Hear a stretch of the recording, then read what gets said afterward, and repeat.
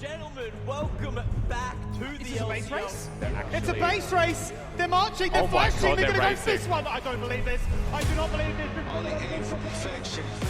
Ain't no half stepping. I'm gonna take you back. Spitting facts, you gotta live with that. Who got it? Who won it?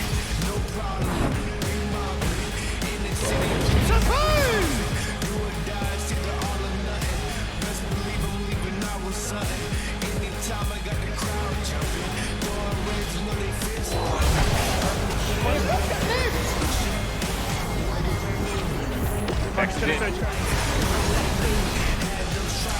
Just evaporated. Gudo locking them all in place, linking up with Kiyose. That's an ace.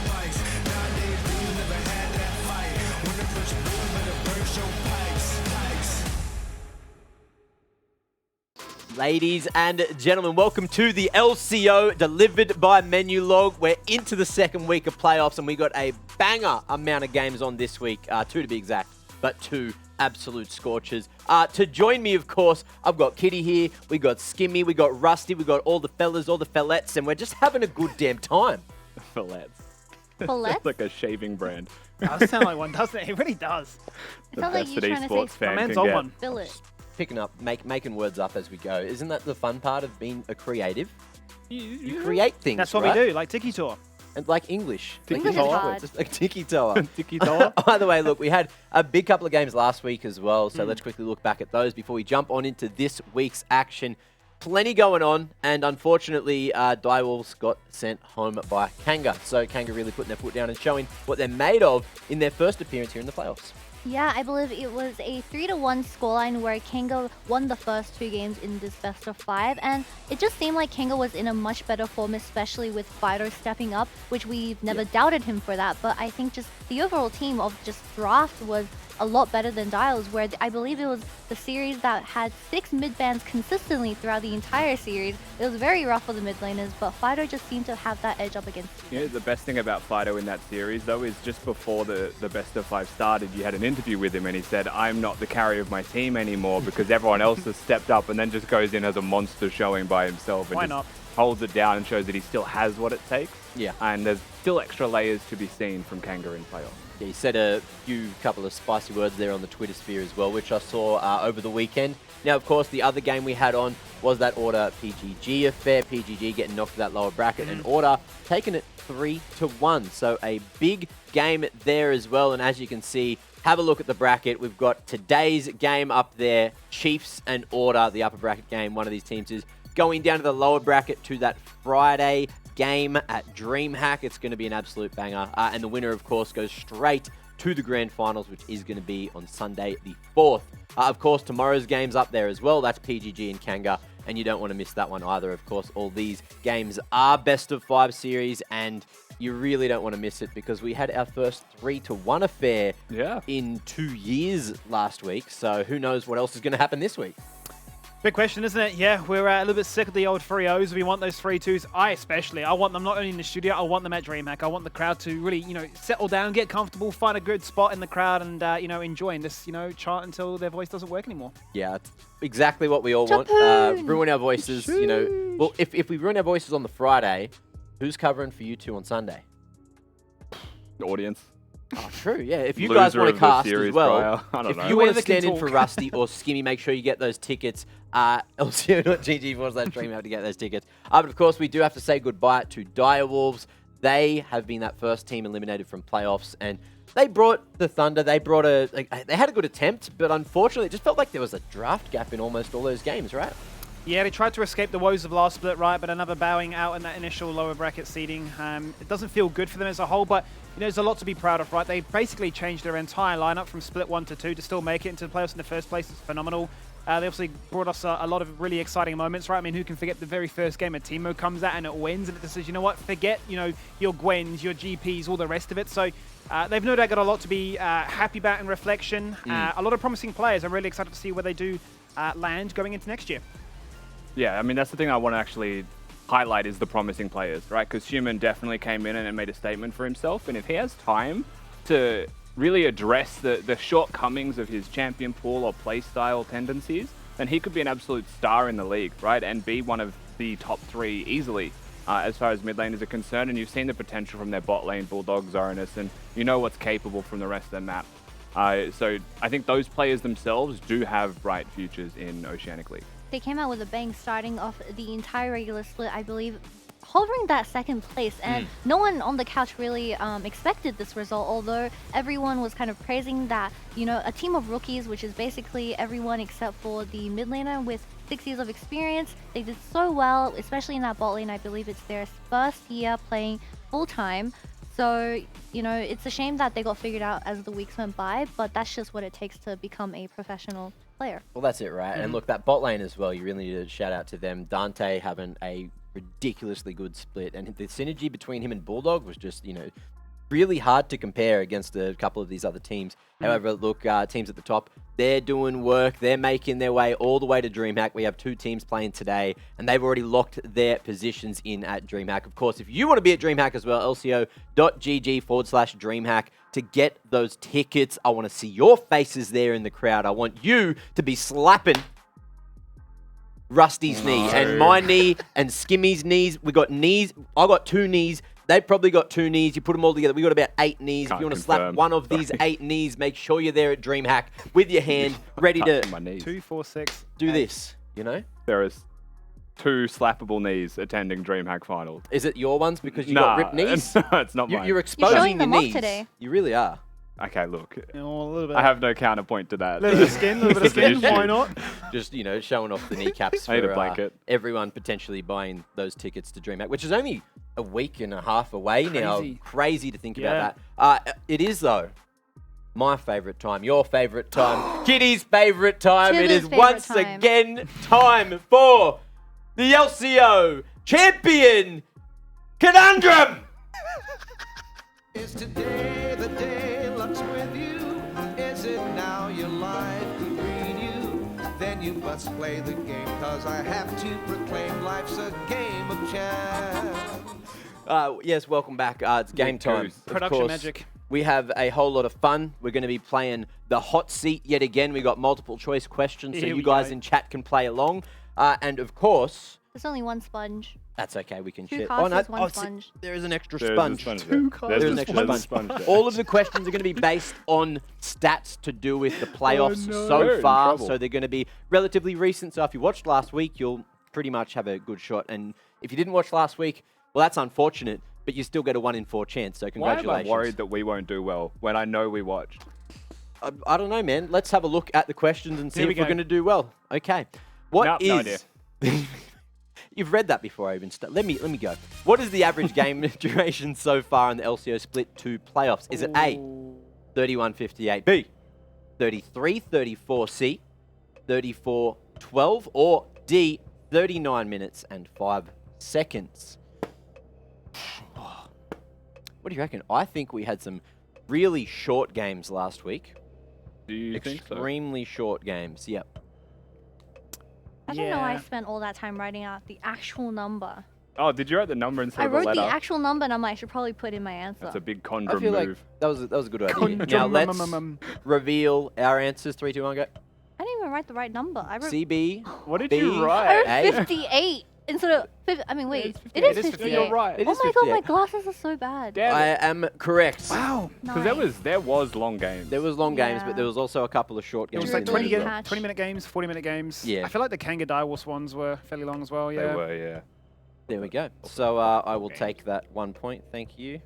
Oh, wait. True, the first series was like 4 20-minute ones. Right, and so like that's yeah. why I was like, maybe it's a little bit lower. Yeah. Thank you. Thank you. Baited. Of course, let's pick bring up one. that second question. Let's You see do what it that. is. Game 3 of the Direwolves and Kanga series broke the record for game with the Yes, most yes, yes. kills. How many kills were there? A bloody lot. Yeah, Is it true. A, 61? Is it B, 64? Is it C, 68? Or is it D, 71? What are we thinking? Oh, I'm I was thinking waiting it for was the definitely number up there. lower than 60. I know it's more than 60. What's Yeah, the what's well, the number look. between It's more C than and You D? 60, know eh? it's more than 60. What's the number between C and D? 70. 70. Yeah, that's Yeah. what I thought. That's what I thought it was. So Weird Nice. that you need to Gotta- ask that. Yeah, nice. really flip a coin here. I'm actually going to go on yellow. the higher end of things, I reckon. Ready? 3, 2, 1, reveal. I'm on the D, C, Two Cs, C, two D, Ds. D. How we pick the same one every time? Hey! You heard it right. Beautiful. You heard it. Did you hear it? Okay. What? What did you hear? No, nothing. I Don't heard tell him, nothing. don't I heard tell him. nothing. Oh, I heard I won't tell him. Nice. I've got one. Kitty got one. That's a Very clip. good. All right. Let's have a look at question number 3. From only the playoffs game so far, which team currently holds the highest first blood rate? Ooh, is it A, Order? Is it B, Kanga? Is it C, Dials? Or is it D, PGG? What do we think it is? You got 5 seconds to write your answers. If in doubt. First blood? Ooh. Ooh. Ooh. I Yeah. trust. Yeah, I 3, We default. actually trust have in the picked the king. same thing every time. I look over, it's like, wow. 3, 2, 1. Reveal. Lord Let's go. Balkan. Yeah, trust in the What? bell card. D, B, D, D, and it's A. Oh, I was really close to going A, but I was like, I can't remember them suck. getting first bloods. We are not good. Hectic times. Can't wait to get Do we one have any right. more questions? Oh, we have 2 more to get through. Cool. So let's bring up the next one. How many Barons were slain or slayed Slain. during last Entire week's series. Direwolves and Kanga series? And how many were by Bard? Was it A, 3? Was it B, 5? Was it C, 6? Or was it D, 7? What do we reckon? So man. was- tough. Barons. Oh, man. Oh, man. Yeah. All right. Ultra Instinct. 3, Yeah, how's that gone so far? 2. Oh no, this is like 3, 2, 1, reveal. I was supposed to write D, but I want it to be C, so Huh? Nice. That's all I got. What was it? Was C. You were right, Kitty. oh my god! Yeah, let's And go. Rusty. Awesome. We got one. On the board. I was being Rusty too one. I think I conservative. changed It was mine. like a Fine. 30-minute average game time, so you'd expect more than one Baron. Because I remember 2 Barons at least in Yeah. that one that got stolen. Yeah. But then I couldn't remember There was some another. really The long last games game there. was a long game. All right. Yeah, it's true. Final question for the LCO Champ Conundrum For all the for marbles. today. What have we got? Which player currently holds the highest KDA of 6.6 in playoffs? Is it A, Winterer? Is it B, the Oh, Dog? Dog. Is it C, Yuri? Or is it D, Bio? I know Well, this this is- one. Well, there's 2 top laners. I think that gives it away. Flip it, phone a friend. What do you get from there? I'm going to say, surely the person who plays the little kittens top lane might have an advantage on KDA. There's 2 kittens in top lane.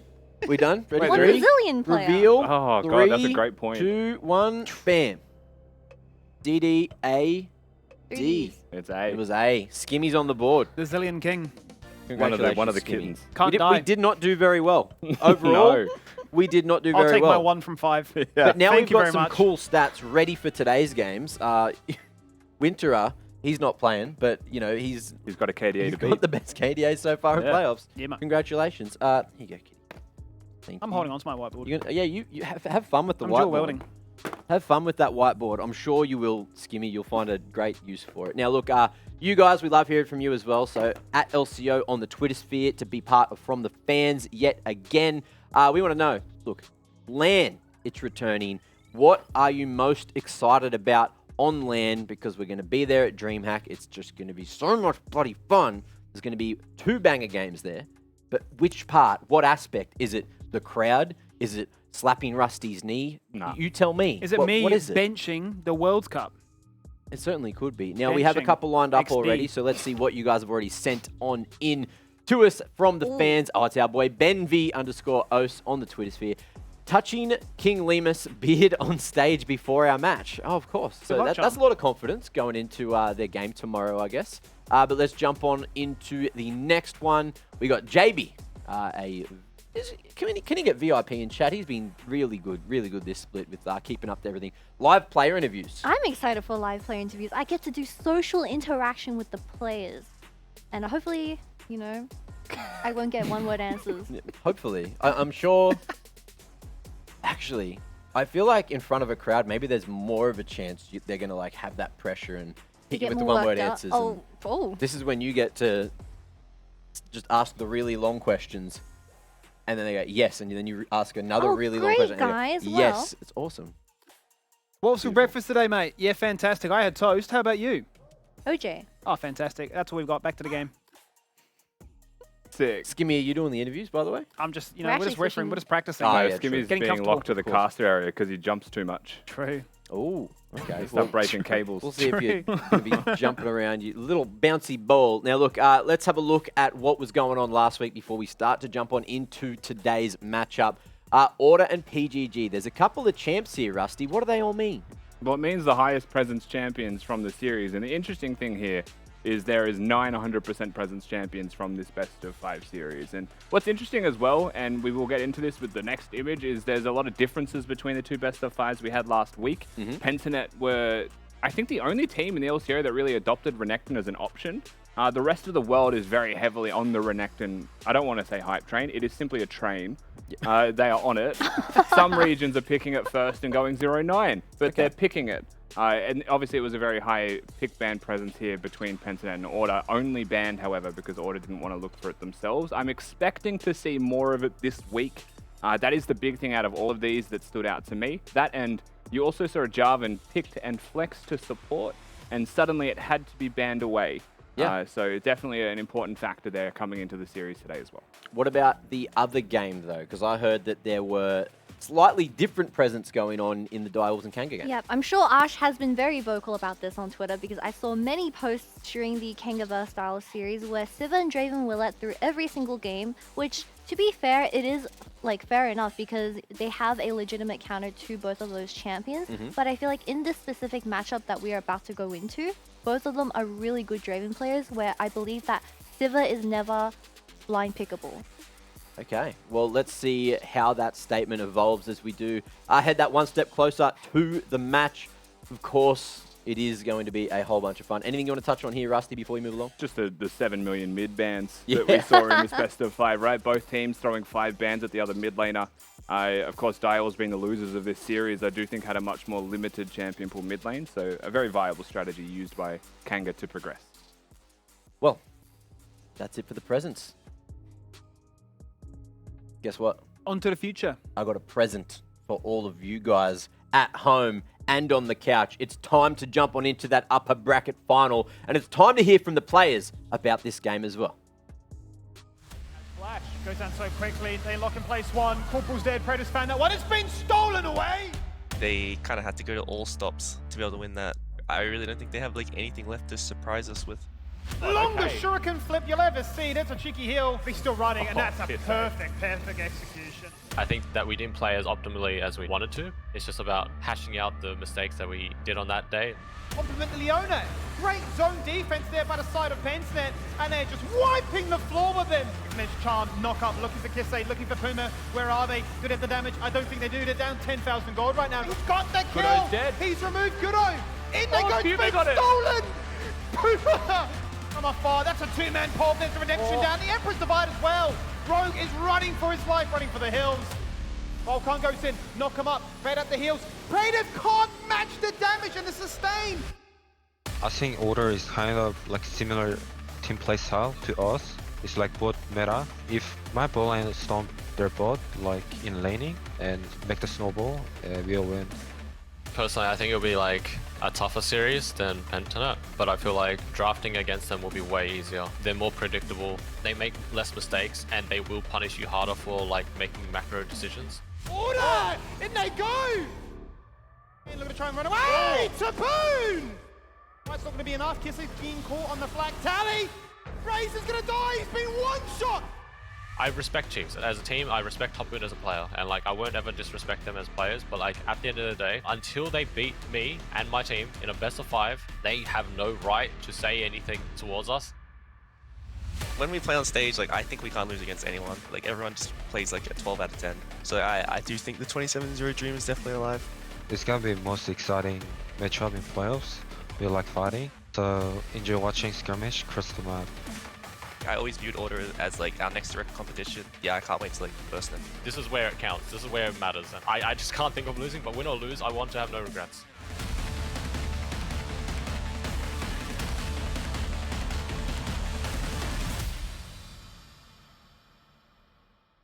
Some big words, some vibrant hairdos, and also some crazy gameplay about to ensue as well. But look, let's start talking about the Chiefs first. They have been undefeated all split, and we may finally see them drop their first damn game today. It's possible. It is certainly possible. This is what happened in Split 1, right? A perfect 3-0 in the regular season. They went into that very first game in their best of 5, dropped the first game, and you're thinking, oh, is it going to happen, right? Obviously, the rosters have changed on either side, and Chiefs once again find themselves in very hot form. They have nearly double the experience in terms of years at the competitive level compared to Order. So you would say they're a super team. They've got the experience. They've got that veteran status, and they'll be very comfortable on a live stage. And also they have that hair dye buff on Tally as well. So let's see how he goes as a blonde. Raze, of course, he changed his hair the other day as well. Per team. Yep. Tapoon, I need to say thank you, just staying natural the whole damn time. But can he hold it down in that top lane? Because he's up against Bio today, and that's a relatively big ask. Yeah, it is. I mean, Order as a whole did seem like they came in with some pretty hot form. They needed to peak in playoffs. They've called themselves a best of 5 team, so to no surprise, they did come out of the gate swinging and prove that they deserve to be in the upper bracket finals. And we would definitely call Order the underdogs in this series, and that goes without saying. But they are the only team that has toppled the Titans before. And so this best of 5 is very exciting for that reason alone before BioPanther picks Soraka and all this crazy stuff comes out. Yeah, so we saw Soraka as a response to the Zillion from Winter last week as a top lane matchup, and that was absolutely freaky. I believe it went to like maybe 40 minutes, and the Soraka just proved to be broken. But I think I wanted to mention that the PG versus Order series in specific was very, very close. Although Order had that edge, it was a very tough series where they could have dropped a single game just from one mistake. It was that close. So I feel like going up against the Chiefs today, where they've been in hot form throughout the entire split, it's probably going to be a very, very tough series for the boys. Yeah, I'm really worried that, Order, look, they've had a bit of a rough week, and last week they played really, really damn well. But in terms of what we saw in that video, Bio thought that they could maybe draft gap Chiefs here because Chiefs are so predictable. So when we think about Order, maybe that's the angle they're going to be heavily relying on today. Skimmy, what are your thoughts? I mean, I think we mentioned last week, right? They've got a lot of flexibility. A lot of these players have the most champions played this entire split, even this year in some categories, right? So it's phenomenal to look at that ability to on-the-fly adapt, and that is where the argument to say that they are a best-of-5 team will truly shine, because you can adapt. You can say, well, if you're going to match me with this, I am going to play something like a Soraka in a Game 5 to try and, settle this and put it to bed. So I think they have a lot of flexibility. I think the big thing for me that I'm looking at is that, yes, whilst they lost Kevin, he was a big driving force behind them being the MSI representative. Kisei has gone leaps and bounds stronger than he was in Split 1, and he was already an X Factor back then. I mean, I think the newest X factor about this team is that we saw from the Game 1 series from Order was that they locked in the Jarvan first pick, and then they flexed that to support, where they responded to the Vi from Balkan with a Morgana jungle. So drafting against Order is definitely going to be hard for the Chiefs, especially when in a previous interview with Raze, he said that drafting is probably going to be the most vulnerable form for them, where they can potentially lose a game just from doing bad in draft. So it's definitely an angle for Order, and from what they've shown us from last week, they've definitely got some funky picks along with that Soraka. Yeah, I feel like what we saw from Order was...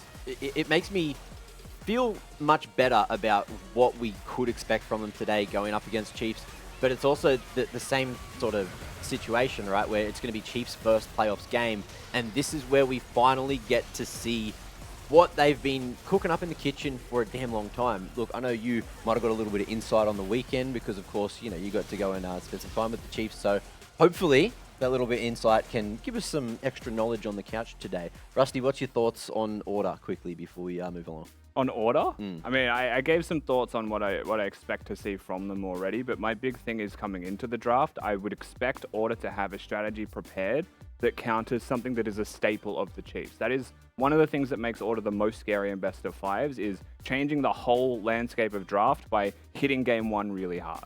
Okay. Now, moving forward, of course, we do have some stats from Chiefs to have a look at from the regular split.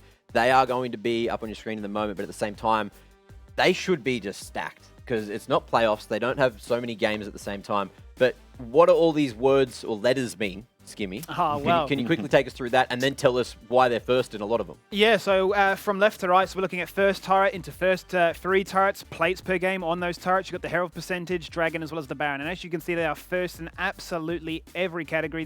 The number values, I mean, they're just absurd. Like high 70s, high 80s. I mean, that's just a testament to how strong they've been. I mean, even in those early weeks, they were like up there for goal difference and a lot of it in the entire world. Like they were looking like, hey, we are the best in the world right now, which is funny coming from us when you always punch above our weight and do so well. So it just shows how stacked they have been. And it isn't all bravado. They're so also, I think, 4 of the 5 fastest average wins in the league and 4 of the 5 average highest goal per minute games in our league as well. So to say that they're the favourites, I think, is an understatement. To say they're the best team in the league is probably an understatement as well. they hold all the records. They certainly do. And a man that holds the record for first best looking blonde on the show. We got Tally here. How you doing? I'm good. What's up? Yeah, not much, mate. Looking pretty cool. You got your hair all bleached, ready for the finals? You know, it was actually Tally's birthday yesterday. Oh, was So it? can we please all get a happy birthday to Tally? Let's go, mate. Happy Birthday to you. Happy birthday to you. Happy birthday, dear Tally. Happy birthday to you. Hip hip hooray, hip hip hooray. So how'd you Thank you, actually thank you. celebrate your birthday yesterday? I played scrims and didn't do well, so you know, just another day at the office. Oh, didn't do well. Hey, well, talking about scrims, you know, we have been watching Kise become one of the most consistent players on Order, where I believe Ari was picked 3 times in his best of 5 series up against PGG. So why is Ari such a popular champion right now in the meta? She's just the jack of all trades, pretty much. Like she's what you want from a champion in the mid lane. Like she has early game, she has skirmishing. Her pick potential is like insane, and she's like really safe. So she's like pretty much, you always need like a champion to pick early in draft to fulfill a role. Like Ari can do pretty much everything. How are the nerves for the camp at the moment, you know, going into this first best of 5 series, because you haven't had to play the playoffs game? Do you think it works in your favor that you got to sit out last week and just watch everything from the sidelines, or are you sort of a little bit nervous going into this? It's like good and bad. Like Auto got experience playing like a best of 5 already, but like we've already got to watch what they play and like make plans based on that. So like it's good for them and it's good for us at the same time. We're pretty like comfortable with like how we prepared and like how we practiced coming up to like this series, and like we'll show it in our game today. If I go down memory lane, I believe it was a split 1 best of 5 series where Chiefs actually dropped their first game up against Order in their best of 5. So do you think that's going to be a repeat this year, or are you just on another level for split 2? I think that like we kind of had like weaknesses in split 1 that were like you could like poke at and like pry like wins from us, but I feel like we're such a solidly consistent roster right now. It's really hard to find openings to like great advantages in game, and I'd be surprised if like you can do that like straight away in a best of 5. Okay, well look, Tally, we'll let you go and get ready. Hopefully Arthur pulled his wedgie out, and have a good game today. Oh no, thank you. Bye bye. Was that what he did? He was relentless. I'm pretty sure that's That was what a- he did. I it was think a everyone straight watching the violation. show knows that. He's going to watch that back and be like, what was I thinking? Why? Did he know? He knew the He interview knows. was He had to. Who's He Tally always does the talking thumbs to? up. It's one of I'm his spots. speechless. That's how confident he is. He doesn't care. He's just, yeah. He puts on He's an that act every confident. time. Tally did say they were comfortable. He was in bloody sandals, just absolute Sure. chilling as well. Now, any takeaways from that interview before we jump on into the next one? I mean, nothing massive from it. It just seems like a solid, confident day. Even though he was inting in scrims yesterday, it doesn't seem like that affects him. And that's always been the way that Tally is, right? So just calm and reserved, lots of experience, ready to go. Yeah, just test those limits as, you know, before you get into the game. I feel like As that's you a should. safe place to do it. Now, someone that has definitely tested some limits in time in terms of interviews, in terms of their performance as well, as Pradith. And we've got him here for that second interview. So, Pradith, how you feeling going into today's bio? Wait, Praetor, where is he at? Oh, hi, Bio. Oh, what's hi, the number Bio. I call? 0402. How are we, mate? I've got the wrong man on the line. No, I've got the right man on the line. I'm so sorry. My brain just No, did it's this thing okay. where, like, you know, when you like with the teapot, or everything Yeah, that yeah, it just went. It's okay. It's okay. It's gone. We have Anyway, one of how you those. feeling You didn't going make the into mistake. today's game? Oh, I'm feeling just way too confident. Like, I've prepped for like the last 2-3 hours, and I just feel like at the end of the day, I'm just going to go into the game, and then the Chiefs are just going to be free. Like, I actually just can't lose. Like, I can't lose. It would just be a bot gap if we lose. I'm not even trolling. This game, it's actually going to, like, I'm not even trolling. I will win this series. I will win this series. Don't throw your There- bot there's lane no- under the like, bus, yeah. man. Poor Puma. You know, I think the people on the couch actually mentioned that your hair is currently blue, and that's Chiefs color. So do you think that'll affect like the luck for today's best of 5 series? Oh, I think they'll need all the luck they can get, to be honest. So, like, if that gives them any confidence, sure. But, like, at the end of the day, I will be winning the series. So, I'm just hyped. Now, how's that top lane going to be looking? Because, look, Dapoon, he's a bit of a scary bloke when he's on his bad days. But if he's here on a good day, what do you have to do? Do you just have to cop a weak side? You're just going to be playing those tanks? Or are we expecting to see something spicy coming through in the draft? We haven't versed the Chiefs in scrims in quite a while, so like they could do some spicy stuff. So I'm very excited to see what they've been playing. But I think we've been practicing a lot of stuff too. So I think it would just be a lot of like niche picks coming out, or just be standard. Like it would just be like the best fighting team is gonna win the game. So like whoever wins. Like I'm just excited to play. So. Before we wrap things up, can I please get a quick answer to the Soraka response to the Zillion Winterer in that best of 5 series game 5? So what was your thought behind the Soraka? Literally, I haven't practiced Soraka in a year. I just saw that they were just blinding it perma, and if they were going to do that, then I'm just happy to, like, I've played Soraka so much in the past, and I feel like at that moment, we're just like, if we're going to 5v5 and just walk around, then I can just play Soraka and just match it, and just be the better, like, healer in the support. So that was like my mindset going to that. I got 2 words for you, King. Banana diff. Alright, I'm gonna let you go prepare for your best of 5 series bio, and hopefully we get to see you on the other side of this interview. Thank you so much. Thank you. Beautiful interview. That wasn't Praedyth. That, of course, was Bio That was Panther. Bio. I don't know what my brain They're both did. handsome, so you mix them up all the time. PGG aren't even here today. How's the confidence? Oh, yeah. He was Came in. so happy. I don't lose. If we lose, it's a bot diff. I'm winning. I don't lose. We don't lose. Never lost in my life. Oh, man. The confidence, though. I like it. Absolutely key coming into a very important matchup like this one. So let's have a look at what side we're going to be seeing. I think it's Chiefs' choice today. There you go, picking blue side as well. So the safer side from what we've seen so far in all of these playoff series. Are we happy with Chiefs making this selection? I think the big thing to consider here for side select is, can a team win draft on red side, which generally means either a niche pick or a strong counter pick.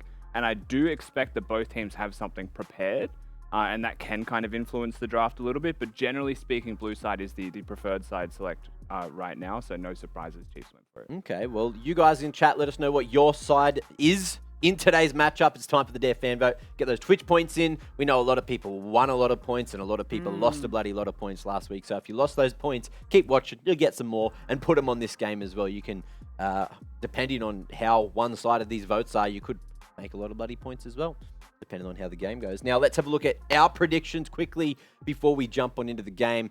Everyone on the Chiefs side of things, no one believing in the upset today. And we got Skimmy, the only separation with the 3-2 pick. Yeah, look, I gave them benefit of the doubt, right? Last time it went the distance. I feel like it certainly can as well. Obviously, Chiefs have been in really hot form, but there's a part of me that believes, literally hyping up what Bio was saying, there's going to be some crazy picks. There's going to be some way that they don't go into this one and go, we just got 3-0'd.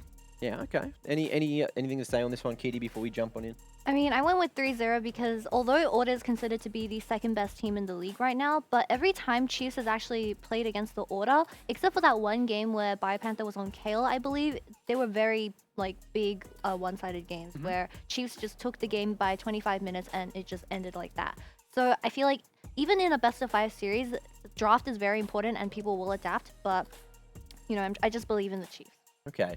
So are we expecting Bio to get that red side counter pick? Do you think Order are going to save it for him so he can try to win like he was expected in the interview? I think we'll probably get like an Akali banned away from Kisei because he's been playing that so much lately. We might get an Azir picked from him because it's an easy early like staple pick. And I do think we'll either have a counter pick for support if there's a flex, or top lane if there's some weird picks. So that's what I'd be looking at for red side here for Order in game 1. Okay, any little knowledge on potential pocket picks we've got from either of these teams? Are we expecting Chiefs to just play by the rules, or do we think Order is just going to be pulling out all the stops to try to make it straight to the grand final? Fiona will be a really contested pick between these two support players. Yeah? Guess what? Leona? Yeah.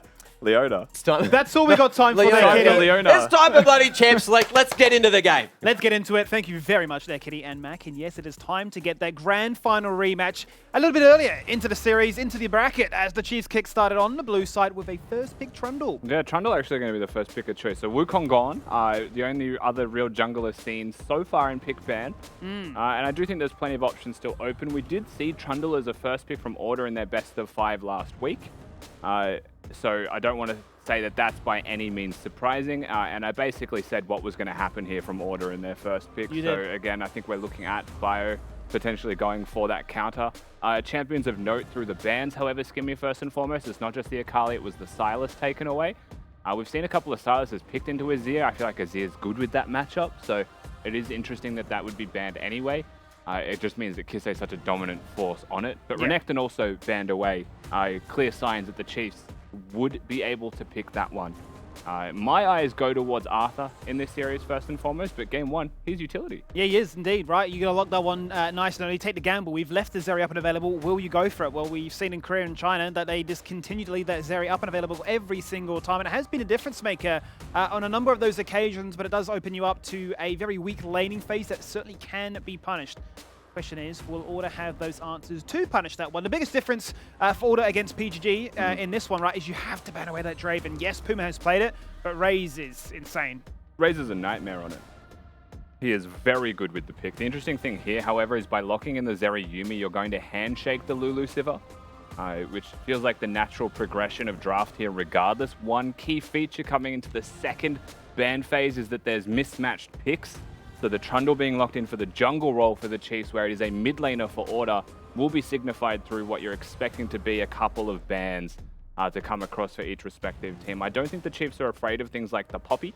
I think they could consider something like the Vi if that's what Order have been playing. We know that Order can play the Pantheon, and for me, those are the two real standouts. Strong physical damage, like setup junglers that help your team really shine, because right now what Order have is damage and movement speed, and they would like something to stand in front of those champions. Yeah, we've seen them fall victim to this before in the past, right? Where they first picked in a champion like a Poppy, and you know, have a composition which can certainly do a lot of damage, but just doesn't have the ability to either set up or you know, respond to the onslaught of pain. So a Talia as well as a Victor denied away from the side of Order. The Chiefs going to open up with the Vi that you highlighted, and their next ban is the Lee Sin. So a big priority on Tagudo. Lee Sin a very interesting ban for me. I don't know if Lee Sin fits Order's identity as a team, but it does have a lot of early aggression. It can kind of be like a bridging champion. Where you become less relevant, but then your team becomes super strong, so it doesn't matter. Jarvan fits a very similar style. Xin Zhao as well. I think Xin could be very good here.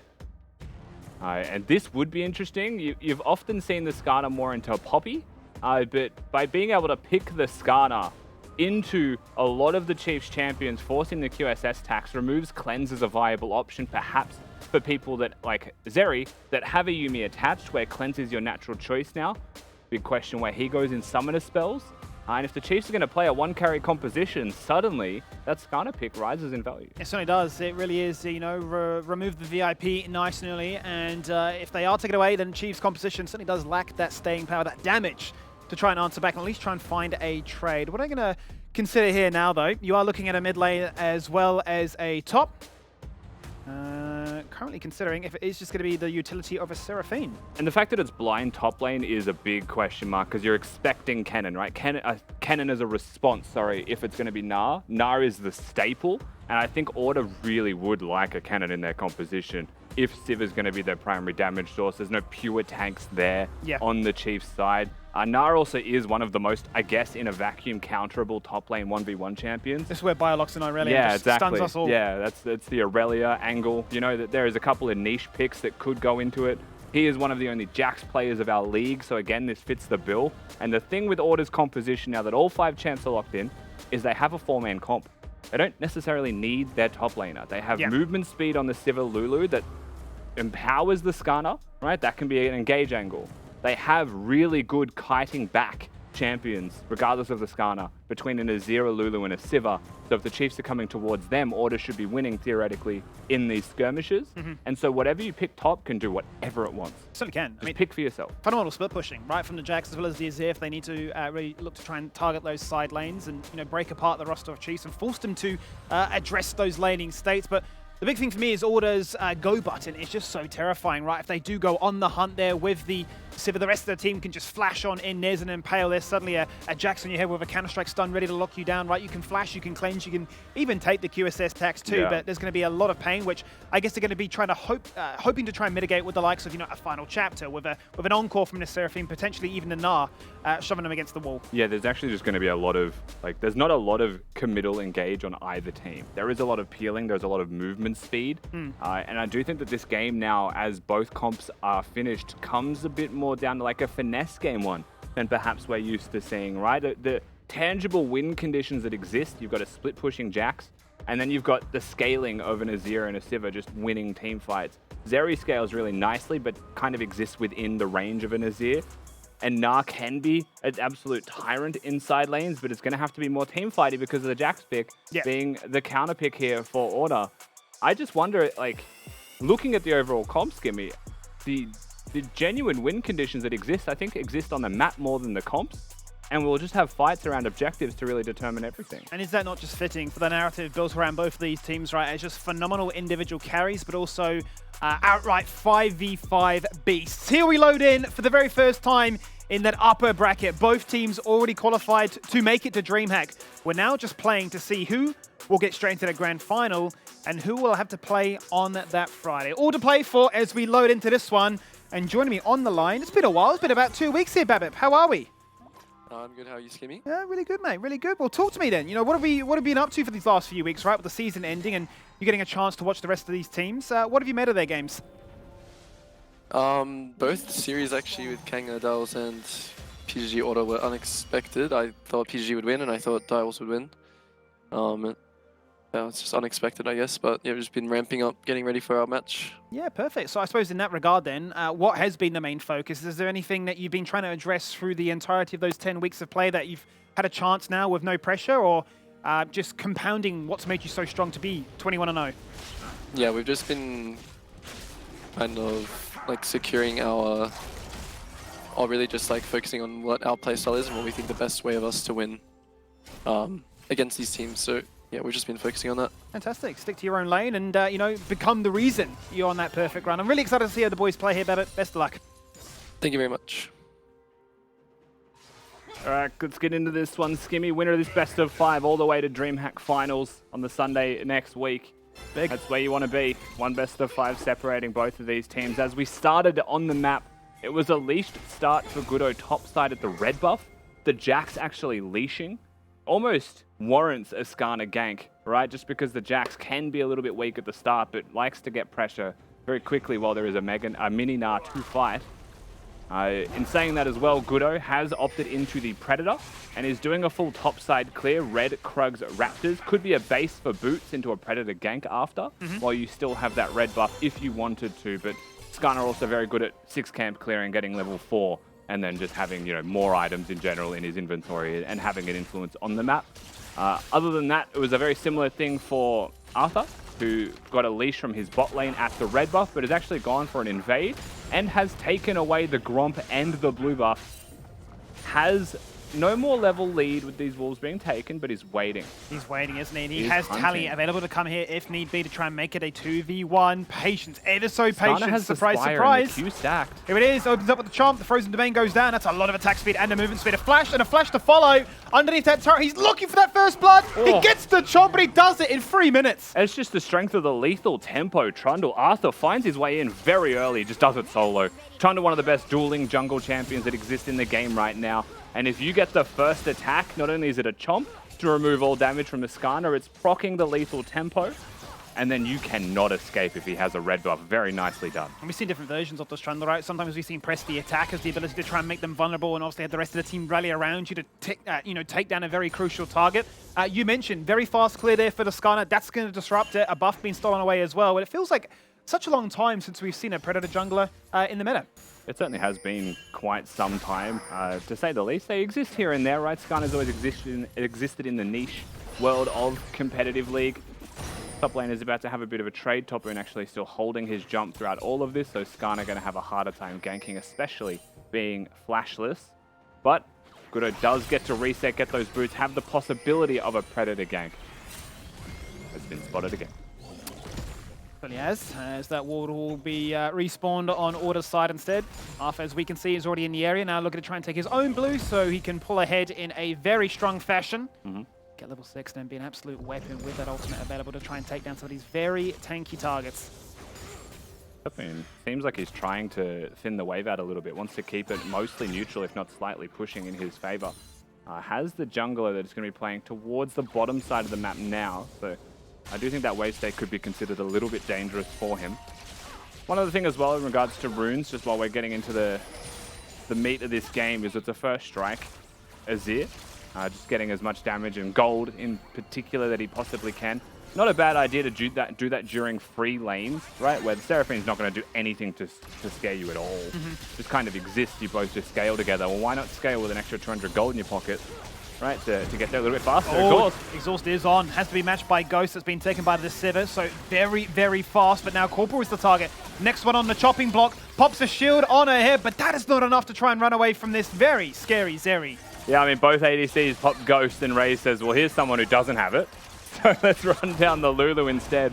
Arthur going to be able to start this Drake off as well, has the first move of his bottom lane, and so this should just be the first objective of the game, going very freely into the pockets of the Chiefs in a commanding first start in game 1 of this best of.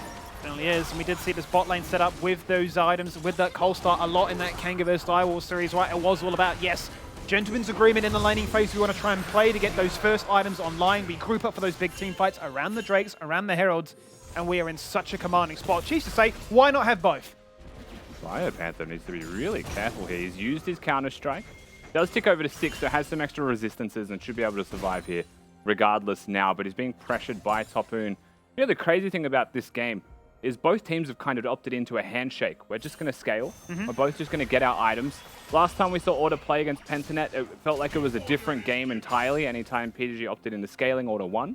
But I don't think Chiefs are that type of team. I don't think they have to play early game. I think they can happily scale. They just don't do it often in the regular season because they like winning early. They like skirmishing. And I was really curious about that exact point, right, coming into this series, given the fact that Chiefs have taken down Order always sub 30 minutes, right, in very commanding fashion, whereas Order have always drafted for this very greedy hyper late game scaling, right? That last game when Fire was playing that KO, probably the closest chance. Level 16s were there. They had Year as well. It was that solo Poppy front line. But that one God Hook from Eladoric was enough to try and salvage it in the end. And I'm curious to see, given the fact of how Order and PGG went, right? We had 25-minute games into 45-minute games, what that magical number might be here today. That is a good question. I think with the champions locked in, it could be a bit of a longer affair. And I think that is a pretty standard way to start a series. You could throw a spanner into the mix, or you could just play standard. Feels like the drafts are mostly that.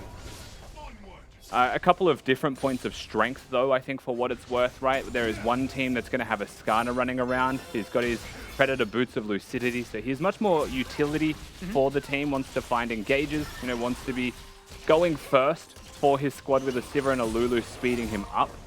Where I feel like on the other side, Arthur will be doing a lot of damage. You know, at this stage, it seems like he's going a very high DPS build with a Divine Sundra or something of the likes. We'll have a Seraphine and a Yuumi to empower him.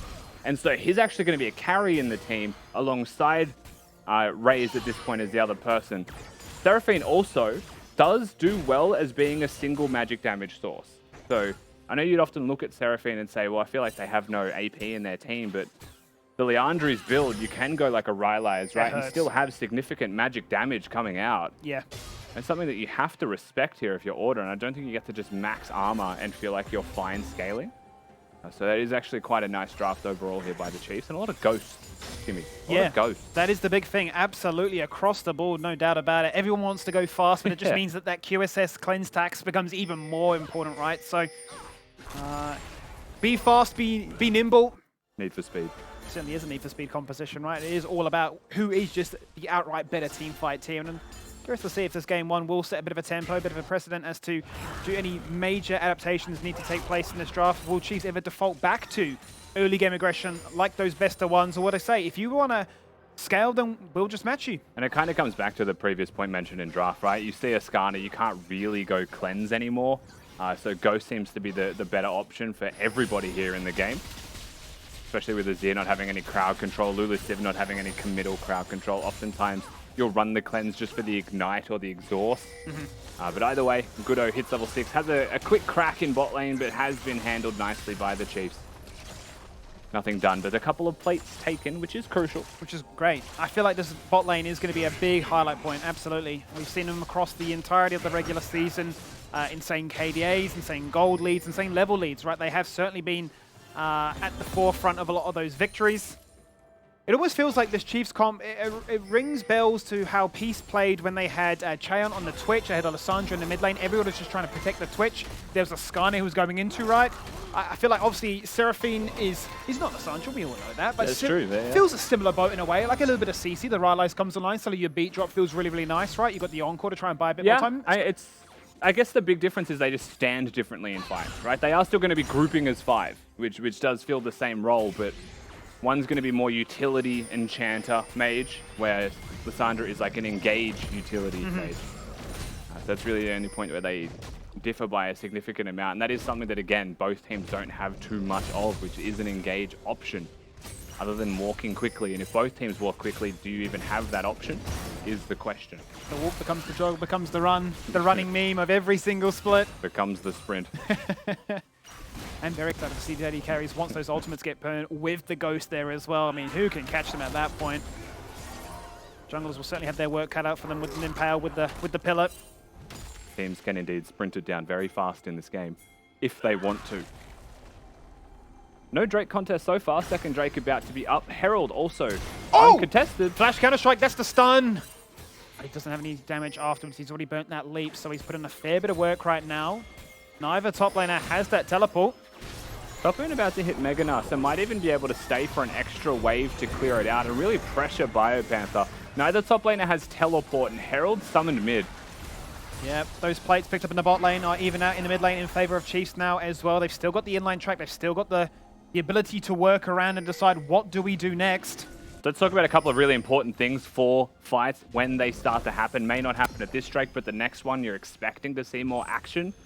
Is that Trundle's Zeri is really difficult to deal with if they set up, because Trundle's super simple utility champion, but one good pillar sets Zeri up to hit the lightning as well, and the Ultra Shock laser actually procs off that for max damage, and you're stuck moving at 0 movement speed. On that, they're engaging. Here we are indeed. The pillar goes down. The final chapter is there. The wild growth on top of Goodo's head, who's got the Impale. There's the suppression beast. Is dead too early. The polymorph afterwards. They tried to lay as much CC as they could into Raze, and that wasn't enough to shut him down. They've removed 3 members from Order, hunting down a 4th, but this one might be a stretch too far. It'd be quite a chase if they wanted to go for this one. They would be diving just too early from Order. Puma dies, buys a Kraken Slayer. Is this a fight that you need to take? The answer, I think, is a resounding no. Top. Bapoon straight into the wall right there. The Counter-Strike's going to come out, has to flash away from that one, but the dive in afterwards. One more auto will do it, and Tapoon wins his 1v1. And Bio does the best that he possibly can. Topoon wasn't able to pick up his Q that he threw down, and so you try and keep him away from that, but unfortunately for Bio, moves away from the turret as well. And game 1 starting devastatingly for Order. Not the way that you want to kick off your campaign in this best of 5. Chiefs have a read on them, they have a grasp on them very easily. But again, Order just a little bit too much, a little bit too early. That last minute, just disaster, right? 4 kills, potentially the first turret, and a Drake as well. Let's go back to how it all initially started. It's just a pick onto Goodo. Yeah, Goodo realizes he's stuck, quite simply gets hit by the pillar, resolves himself to say, I guess we just go for Raze, but at the same time, Order try and help Goodo instead of just sacrificing the Trundle and the Drake. They'll lose 3 people, they'll lose a top solo as well, they'll lose plates in mid. I mean, it's not just a loss, it is a massive loss as a result of the team trying to double down on something that wasn't working. Certainly embracing the idea of no man left behind, but ultimately have put themselves in a position where they are already down 5,000 gold. A huge lead for a Chiefs team, which have proven that that is their average across 21 games. A phenomenal stat, and that is the first turret going the way of the Chiefs. That's where the Herald went. You can see no surprises there. Raze with the most gold in the game. Yeah, he's lost 4 plates bottom, but still has 800 gold ahead of his opponent. 1,000 now. It's only getting worse and worse. Arthur now waiting in bot lane, doing the ultimate cheese tech for bottom laners to deal with. I don't know if Order are actually going to be walking straight down here. They're hex gating in. That water would have revealed them. Nothing actually happens from it, but they still have so much freedom now to push this bot lane out of turret as well. And I feel like, again, this Herald that's up in 30 seconds is contesting it even real. When they're about to lose this turret, they have to answer bot lane. No teleports on their ADCs. I think game 1 has become nigh impossible 14 minutes in. So a sad state of affairs to write one off so early on into a best-of series. But this would be a mountain hill to try and overcome, to reach the summit, to bring it back. Very rare that Chiefs have lost from a position like this, but Order, as you mentioned already here, Rusty, have done it this year. The only team that have managed to topple these Titans. I do love that saying, by the way. Yeah, made that one on the fly, mate. Yeah, you're pretty good at those. We get those. That's really the case, right? David Goliath, your standard trope for a series like this, but there's only one giant in the LCO, and that is the Chiefs. Really putting their foot down, centering their authority game 1 of this series. Saying that they are the team that you will be seeing on Sunday at DreamHack. Because they are the best right now. Order's still getting gold where they can. Unfortunately for them, it was that one big mistake that has compounded terribly for the state of affairs in the map as a whole. But they break a turret, the Sivir scales, the Azir scales, they have things to look forward to. But I think right now with Arthur and Alidoric being able to move in tandem, terrifying duo. It certainly is. And you're seeing that the amount of strength they have nowhere on this map is safe, especially if it is unguarded, out of vision, out of sight and out of mind. Hex gates, though, will be nice. You know Jax can jump to those? I didn't either. We're just learning on the fly. Yeah, the more you know. Also, Jax picked into Gnar. I feel like Gnar can be fine in that matchup, just trying to think through how it goes in my head, but Jax definitely has windows where he would be stronger, right? You can often control the mini Gnar, I feel like, with the threat of your engaged, because Gnar can be seen as so fragile, but you know, once the one item comes across, the plated steel caps are there, it gets harder and harder to keep Topoon down, and I think it's a little bit too far gone at this point to stop Topoon. Uh-oh, he's run away from one beast. But he's realized, I've found myself another. He does have the flash, so the counter strikes are going to expire. He's going to live as long as he can, and thankfully he can just jump across the wall and keep that flash in check. Reinforcements here. Drake number 3 about to spawn. Threatening a Hextech soul point. They'll take away the shrine from the Skarner. There is no QSS there for anybody on the side of the Chiefs, so the Skarner can find angles, but has no Predator, has no Chem Tank. Topoon mini. That is something. That is something. And there is flashes available, right? So they can look to try and flash and pounce upon that key individual. Ray's unguarded on his own, as is Biopanther coming on the flank. Encore gets flashed away from Kisei instantly out of the fight. Where's that Emperor's Divide? It's going to come at the very last moment. Mr. Poon is trying to farm that Mega. In jumps Raze. There's the Lightning Crash. He's got the Ghost active, holding onto the Flash. He's got the Polymorph, but it doesn't matter. The Lightning Crash, AoE, zap, zap, zap. Like a static shiv, dead. Puma takes him down. Double kill, however, for the Troll. Arthur won't give this one up for free. And back to mid lane we go. Raze flashes into the belly of the beast, tries to get kills, but just gets taken apart very easily. However, the big dog Arthur has him covered.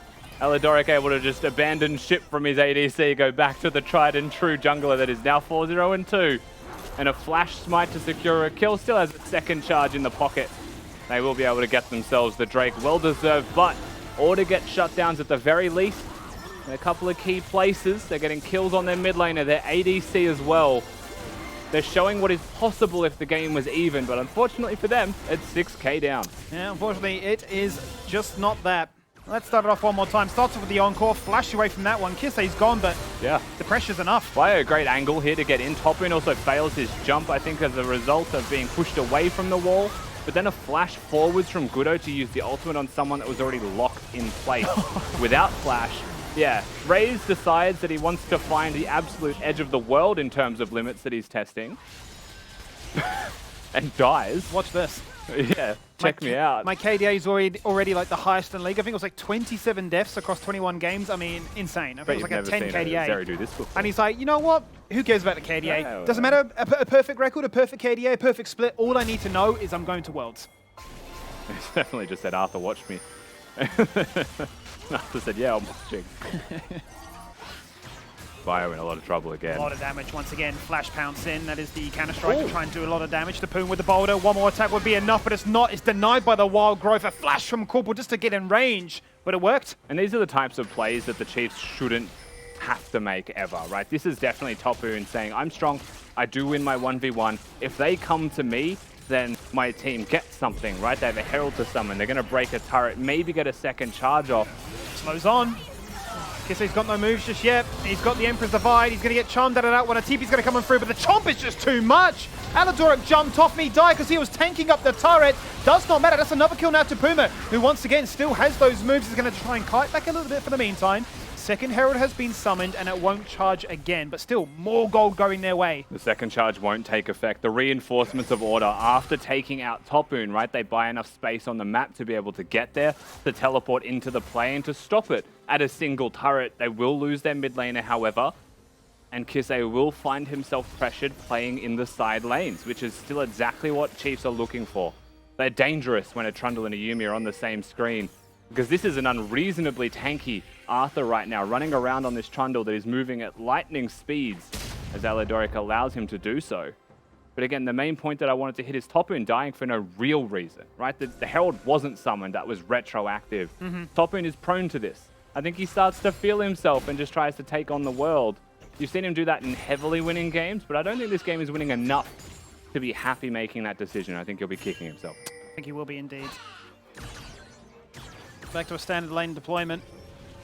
As he'll answer back to Bio in that 1v1. The Roaming Troll, 5-0-2, 2 items complete, keeping pace with his solo laners. And QSS Tax has now come out as that third item of choice here for Zeri.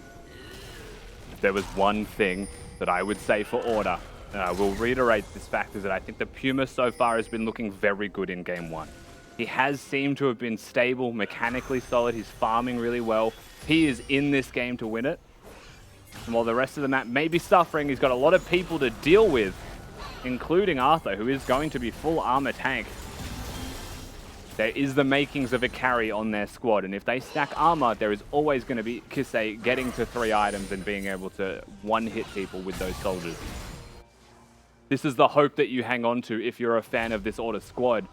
For Chiefs, it is about turning this lead into diamonds by keeping the pressure on. For the Chiefs fans, it's realizing all that great work in the early game to get that 5k lead, to get both Heralds, to find 3 Dragons, to now be playing for that sole point of a Hextech in under 90 seconds now. You want that to translate into a Baron, into a GG condition. And you want to kickstart this best of 5 with a bang. But I mean, once again, you have to look at people like Puma and Kisei, as you say. They are individuals that certainly rise to the occasion despite such young careers. They seem to always find a way. And we are still definitely at a point in this game where a good Skarner engage can be considered very impactful. You mentioned the one QSS picked up here by Raze. It's obviously going to be crucial. And in reality, Order only have one form of crowd control, which makes the QSS really valuable. It is a big investment, right? 1,300 gold to be spent on just surviving from one champion, but that is the Skarner tax. But I think the stocks of this QSS in particular are quite nice in this game, as we poise ourselves for the Drake Soul. Tapoon perfectly primed there. Encore, one man right onto Kisei. Kisei's just dead. He's flashed away. Wild Growth's on his head. Emperor's Divide. He's still living. I don't believe it. He's got a shield. The polymorph goes out. Raze in the backline getting one shot here by Biofember, but ultimately can't do enough. Extendo beam across the wall, and Raze just jumps into action. Look at that shield. It is unbelievable. And that is a perfect ace. Where did that come from? Yeah, the Chiefs just can't be beaten. They just find their angle. They find the fight. Kisei doesn't have a cleanse himself. Gets locked down by Tally. Gets comboed by Tally, and then the follow-through from the bot lane as well. Arthur's flashing forward to last hit people on this Trundle. He is way too strong. Chiefs, they're hunting for the end already. Yeah, forget about the Soul, forget about the Baron. The respawn time is, whilst they are still short, they want to send a statement. You have just been dumpstered in 23 minutes. Wasn't even close. 10k lead, 10 kills above you. Game 1 goes the way of Chiefs. Message received. Very one-sided affair. Chiefs. Definitely safe to say they came in looking red hot in regards to form. Never slowed down, never stopped the pressure. And it starts from a single invade from Arthur. And that's really all it takes. This is one of those moments where you look at the Skarner pick and you are a little bit worried for it. It was passed predictably, but it was handled so nicely by the Chiefs squad that at least in game number 1, Skimmy, they were by far the better team on the Rift. Certainly were there, Mac. And I mean, it's just phenomenal to me the way it did just bloom. Like you say, that first blood, just allowing them the ability to say, I know exactly what your next play is.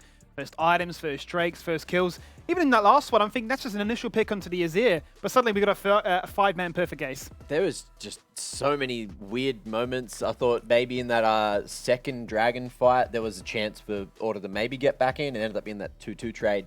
But after that, Chiefs just knew exactly what they needed to do to get into the bloody base, get the W as fast as possible. We were sitting there in the green room looking at this going, that's an ace. They're down for 30 seconds. Surely they can't end here, right? And then Not I'm at like, 23 minutes. 10k gold gap, 23 minutes. Well, they did. And that's a great start achieved for the series, still undefeated. Yeah, I really liked watching Chiefs play the entire early game because we did see the first blood going over to the Trundle where he obtained the Rift Herald very early on and he actually placed that mid lane. I thought that was really smart because you do want that priority up against the Zero where he isn't able to walk up, and Seraphine can kind of affect other lanes with the jungler where you are able to play for those side lanes, where top lane was kind of a 1v1 that Gnar eventually won. But in bot lane, something that I picked up for this new patch is that ADCs currently take Ghost. And it's the most popular summoner spell compared to heal because a lot of ADCs, they just want to go fast. That's basically it. You get to catch up and you don't need gap closes. It's just very convenient in that term. But I feel like Zeri and Yuumi shouldn't be ever available on the same team. Usually you either, I wouldn't say you have to first pick the Yuumi, or take away the Yuumi, but maybe consider that Yuumi is up when you are playing against a Zeri, but you countering it with Siva Lulu where you don't have to sustain in lane, and Siva is decent into Zeri, but if you mechanically mess up, then this snowball just gets to the late game and we saw 2 back-to-back aces at the very end. Yeah, I've seen in previous series between them as well, we've had big AD carry bans, right? Like we've seen big directed champion pools, which has resulted in Raze picking up champions like Kaiser, which I think he really is the only one that's doing it in the league right now. So certainly there could be an angle where we are diving into mages, into Yasuo territory once again. But in this matchup, it was just gentleman's agreement, lock in very fast AD carries. We're going to scale, and who can team fight better? Well, we saw it in that last one. So what are we sort of expecting this to change, going into the next one? Because Order had some pretty okay scaling with that comp, but at the same time, they had no chance to scale. I think it speaks for itself. The 1k Andy probably won't be seen in the next game in regards to draft. Banished. I don't necessarily see the way Skarner fits the identity of Order's composition, and that is the thing, right? Because I guess the meta version would be a Poppy. And I would like Poppy here.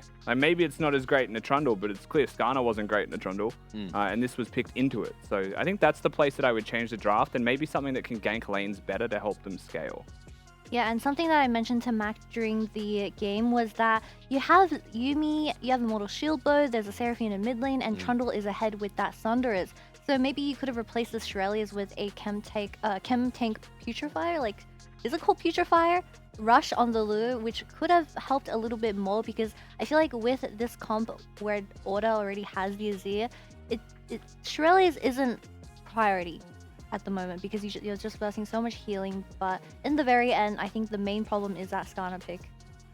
Oh, the Putrefier. Putrefier? Sorry, I thought you meant the item Skarner had. I was stuck on it. Oh, I was Chem Tank? Yeah, I thought that's what you said. Yeah, it's Chem the Tech Chem Tech Putrefier. Yes. I The knew healing what you card meant. They're all the same. Okay, I'm there. I can't. The My Chemical Romance build. My brain was slowly moving, trying to keep up. Sorry. Chem Punk, Chem Tank. Yeah, Chem one of the chems. Lots of chemists. But of course, Chemist Warehouse. It is time once again for Menulog Meal Time, where we discuss things like how to give away $30 vouchers to you guys for typing the term MENUPOG in the chat. Do that right now if you want to go on the running to win yourself $30 to spend on dinner, dessert. You can order breakfast. I'm sure there's still some places open with all-day brekkie. Wouldn't judge you if you got that. Sure. Eggs, they're pretty good. How do you like your eggs, Rusty? I like eggs Benny if I go to a cafe. Okay. But I'm a fan of just scrambling them, chucking them on toast, and having all the spices and sauces on top, because that's the thing that makes the eggs goated. That's a winner. Yeah. Not bad. Is that scrambled omelet, either or? Yeah. Yep. Same. Omelet, aka scramble all halfway. Eggs Yeah, very hard-boiled eggs. An elegant I scramble. hate hard-boiled eggs. They're so dry. You hate hard-boiled eggs? They're so dry. I like to eat things in one bite, but you can't ever eat a hard-boiled egg in one bite. I don't know about you, but my favorite is hard-boiled eggs because like do eat them in one bite. Just, you know, you get the shell off the bop. But sometimes when I get the shell off, I leave like one singular crumb on there, and then it just crunches in my mouth, and I cringe so hard because it's just eating sand, and I'm just an egg noob. Look, you just got to go get your eyes checked, Kitty. That's what it boils down to. Either way, like, you can see them. They're having fights on this couch, Jake. Give it a spin, We're you know. just chilling. I'm We're sure just you could vibing. get, you know, the egg cups or whatever. Yeah. Just, you know, get the egg cup. Or you could even eat, you know, the old spoon. You just spoon it out, and then you shouldn't get shell on it. Yeah. You could also, if you want to eat things in one bite, reduce the size of the egg by chopping it in half. No way, And bro. then, yeah. No way. That is based. bro. Just saying. Which, if it's soft boiled, you can't do because then it's messy and there's yolk everywhere. And you know what they say? What a bloody yoker! Look, that's it for Menulog Mealtime today, and it's also time for that second game to start. But first, we've got a break. So, ladies and gents, don't go too far. Game 2 coming up just after this.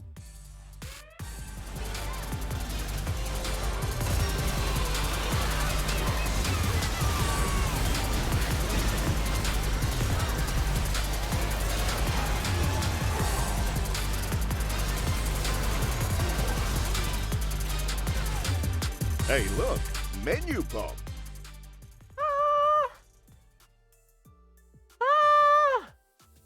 Trying to hit the high note. Kitty, can you hit a high note? Oh, God, what are you doing? Let's bring up into the interview. Oh no, someone save my. me from You this played segment. Seraphine. Take it away, Mac. The Save me. Seraphine sings. She sings. Do you get it? Appy, you get it, right? Yeah, I know what you're doing.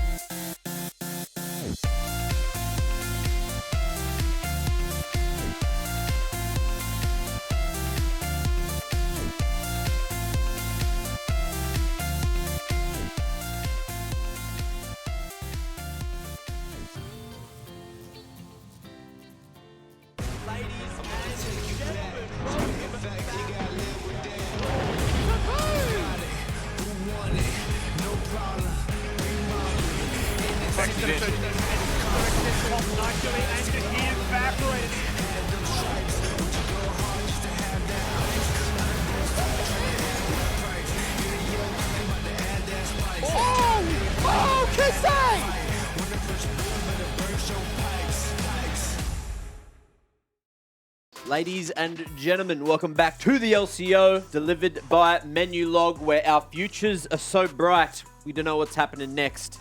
Or maybe it's the lights. Either way, I can't see too much because I look straight into that one. But it's time for me to grab a dare because I'm a little bit loopy today and I need to get right back on track. Are you guys all right over here?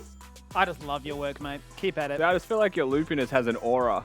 I just didn't want to get caught in the aura. You just had to dodge it, just make sure it was Laugh your way all out of crazy. it. Beautiful, beautiful. Are you okay? I'm okay. I'm not. not right now. How about now? How about now? Oh, so much How better. about now? Beautiful, beautiful. That was a perfect. Look, I kept all of the extra sounds and bits away. The to post make ASMR? sure you guys were okay, but look, I just put the performance on for you now anyway. Look, let's talk about game 2, game number 1. Left a lot to be desired, at least from the order camp, didn't it? It was one-sided, to say the least, right? Like, it was one of the most extremely one-sided games we've seen, even from Chiefs versus Order, because Order usually make it to 30 minutes at the very least, just from being that caliber of team. This draft, for me, I think the issue lies with the 4-5 picks on red side for Order, and those are the two places that I would perhaps look to readdress. If you're going to go for the Skarner, then you've probably got to play for the Jax if that's going to be your 5th pick, right? You have to just give up bot lane and just say it's a scaling 2v2, because it is, and then play for the Jax. Alternatively, you don't pick the Jax, you pick something like an Ornn or a Kennen, something that can just kind of freely exist and then pass the way that you did. But even then, I'm not a fan of Skarner into Trundle personally, because Trundle just is kind of like good you through the early stages, because he'll always be able to body you out. Do you think it was like that sort of attempt at going for something down the line? Because Goodo, we have seen him play a fair bit of Trundle this split so far, so maybe Arthur going for the Trundle was just to keep it out of his hands. Is that the game we expect Chiefs to be playing? I feel like Trundle is just a good blind pick at the moment, especially when, you have the Ornn that is extremely popular, especially shown in the Kinga vs Styles match from last week. You just get a lot of value from this pick. But specifically, I feel like Zeri is open once again, and we saw how broken Zeri is through that Kinga series, where, yes, Siva is a good pick into it, but I feel like if you get left on an island and your jungle's losing, then you don't really do well in those mid-game team fights. Okay, well, what champs did we see have zero presence in game number 1 that we kind of want to see from either side going into game 2? What we want to see changed? Yeah, like what champs are sort of in the meta right now that we didn't see picked here? They weren't banned, but were left open and didn't make the cut.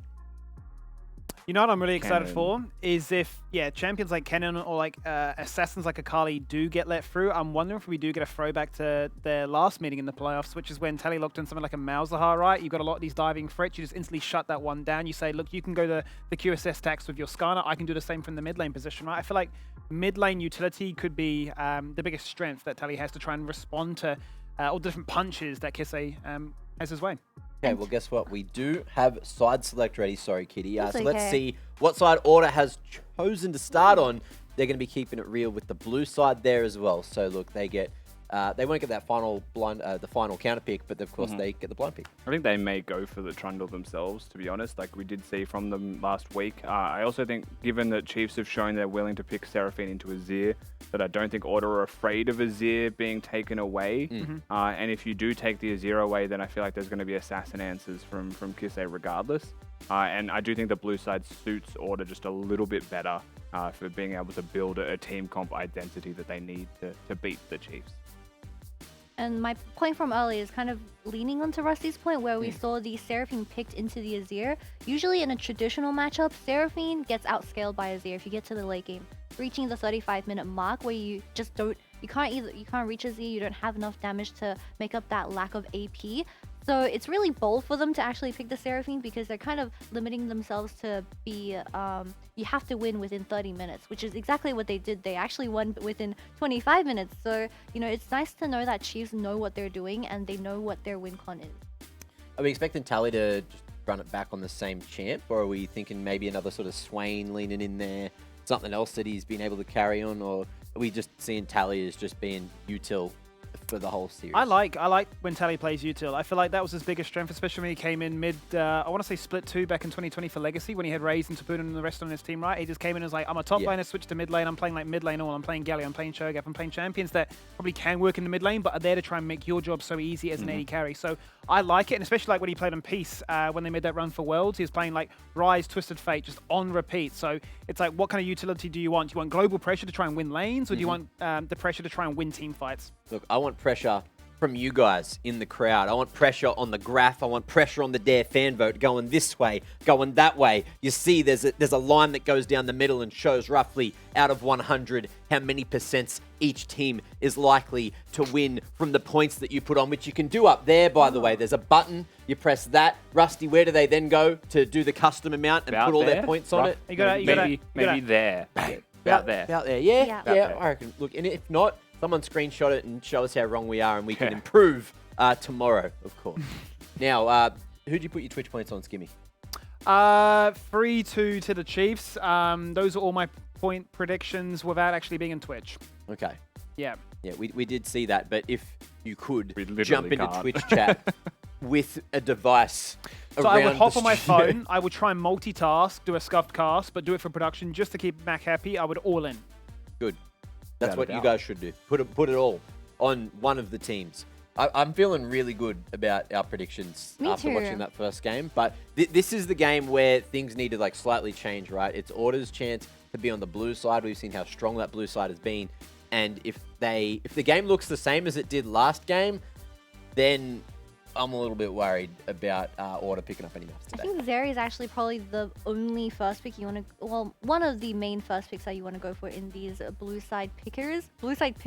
I don't know, blue side preference, because we saw it throughout the entire Kenga series from last week. But with Order going on blue side, Puma has done really well on that Zeri in previous games as well, and we do know Corporal's a little good kitten on that Yuumi, so you know, If I'm he gets sure there will be kitten diff in the bot lane. Okay. So hopefully Order gets a better draft in that bot lane. Well, here on the LCO, we have fan diff because you guys send in absolute banger memes and content for From the Fans. Let's quickly look at what you guys have sent in today. What your favorite parts of LAN are. We got Solan here. That works well. You do have LAN in your name.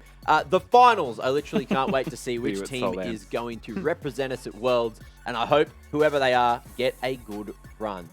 Wholesome and base take. That's so true. Amen. Also would like to be in a 4-team group with another minor region so that we can beat them and actually feel real good about ourselves. couple of dubs, instead of huh? 2 semi-finalist teams as our only opponent. true. Wouldn't that be nice? That'd be lovely. That'd be That'd pretty be lovely. good. Hopefully that happens. I guess we'll see in the next month or two. Now, look, Right. let's have a look at the other submission we have here.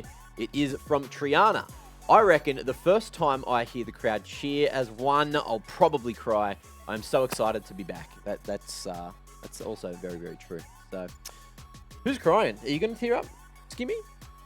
I don't know if I'll tear. I'll be very anxious until the games start. It's always like the nerves of like seeing a lot of people, right? But I think once the games happen, I'm in my element. I'm screaming, I'm shouting, I'm dancing all over the show, and people can see how crazy I am in the studio live. Yeah. I'll I'm be the happy. opposite. I'm the opposite. I was tearing up during Split 1's final. Yeah. But when there's a crowd, there is an energy that keeps you more excited Okay. than just tearing up, you know? And you're like, you don't need the emotions to come out through your eyes because they're coming out Yeah, through your yeah. body You just kind of instead. you just get loud Yeah, and beautiful. excited. I Yeah, mean, yeah, waterproof yeah. makeup exists for a reason, Yeah. and you definitely won't be catching any mascara tears down my face. No True. strays. Well, we'll see if that happens. Now, look, we have a few more to have a quick look at. So let's see what the next submission was. Oh, it's Carbon. Dragku is his favorite part of DreamHack. Big car boss. The entire event. Yep. Yeah, it's understandable. I reckon he'll stand out. He's actually been showing me how, Has he been shredding? yeah, his gym progress is looking real good. Oh, I wanna see so Dragon. he's going to take up the whole aisles. I need a And Dragku If you sit Carbon next to meet him, and I greet. feel bad because his shoulders, they're just like, you got to be a really small-built person to Airplanes fit hate him. next to him. Yeah. So, look, shout-outs to the Chiefs. See if, you know, Dragku takes up too many seats to... They might have to leave someone behind up in Brizzy. Who do we have? We have Dara and Taris here as well. Stage production. Oh, pretty lights, pretty images. Yeah, for sure. Yeah, Pretty it's gonna be fun. faces. It's nice as a viewer to be able to see the whole shebang, but for us as people near the stage, you can't see anything but lights. Yeah, So it's actually just a whitewash of brightness in front of you. very bright indeed. Kind of like our futures you know. Blinded by the like lights. Cue the music. Next to Rusty as well, which did blind me at the start of this segment. Head right. Oh, Skimmy, did you want a dare? I forgot to ask you. You know what? I'm already buzzing, off the wall bouncing. I've caught whatever you're putting down. I'm ready for Champ Select. Oh yeah. It's not ready yet. Oh, okay. But look, it should be very ready. Very ready. I thought it was going to be very such shortly. a clean Guess transition. what? You told the future because Champ Select is ready 5 right seconds. now. So the close. prediction. Good effort. So close to production magic, but just a few Caught the seconds off. vibes. Regardless, we are here for game number 2. Order, this time electing for the blue side. Let's see if any of these bans do change. First thing that stands out like a sore thumb for me is they've banned away the Trundle. Yeah, they also banned away the Draven, so they might be looking for a Sivir as a very early rotation. Ornn gone alongside the Akali and the Sylas as well from the Chiefs side.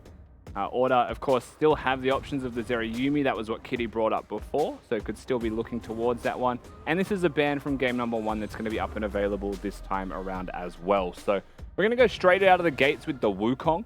The first thing that we spoke about was potentially the priority of a Trundle, but because they banned that, right, this is the next best jungler that you would say is left standing. And this will be a champion that Gudo is very, very comfortable on. It does obviously leave the ability to leave a champion like a Zeri up and available for the Chiefs to respond back to. I feel like I've seen Order do this a few times though across the season where they've just locked in a first champion for Gudo, make sure that he's comfortable, and they will form an identity around him. And I mean, if Chiefs go Zeri Yuumi, which again you would say is expected, what's to stop Order from just straight up going Twitch Lulu or something, right? Or Twitch Yuumi themselves if it's going to be no Yuumi for the Zeri lane.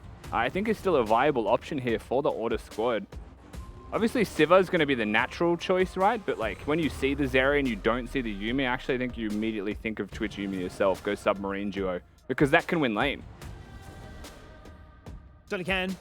Very, very strong. You deny a bit of power away from your opposition, but also have the ability to run rampant around the map and pop up and say, hello, I'm farming up kills, CS, and XP, and a little bit of everything as well. My big thing now, Rusty, is what do the Chiefs do? Because I see a lot of times they've actually left the support pick in 5th for Aladora. I guess now that you've seen the bot lane, you're probably thinking, look, let's just lock in the Rakan before it gets banned. He also does play Rakan into this duo. We've actually seen this exact matchup during the regular season of the LCO. He sees a Twitch Yuumi, he plays Rakan. Something that is really good with mobility that keeps the Zeri alive, because Twitch and Yuumi reveal themselves out of invisibility, and then you just lock them down and run away. That's it, right? That's their punch. That's Twitch and Yumi's whole combo in lane, is show up, and if they come out of invisibility, say hello and be very annoying, they'll out-trade you.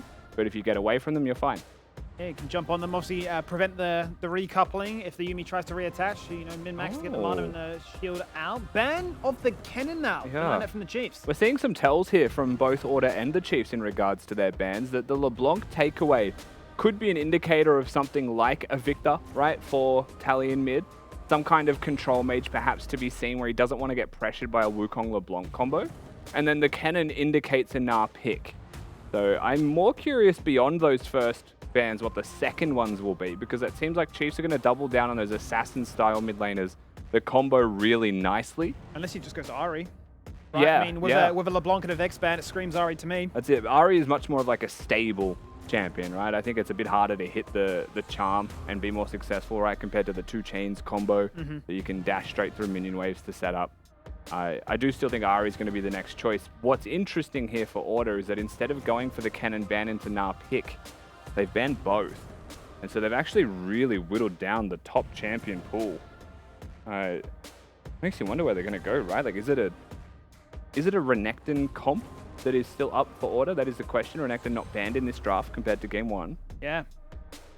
I don't think it would be terrible, but they also need magic damage, so depending on what Kisei goes for, it could be a Gwen top angle. Biopanther does play that. He certainly does.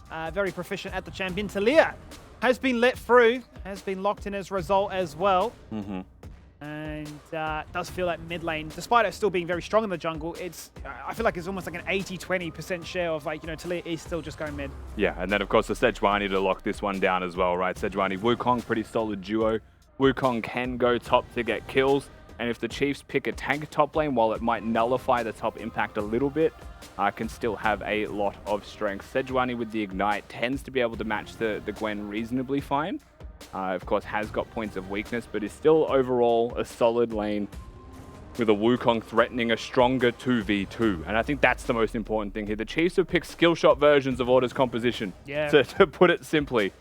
And then the Taliyah mid lane obviously is going to be the X factor here, as is standard for Order's compositions, with Kisei being that dynamic mix into the team. This is a Chiefs identity that we have seen before, particularly the bot 4 on the map.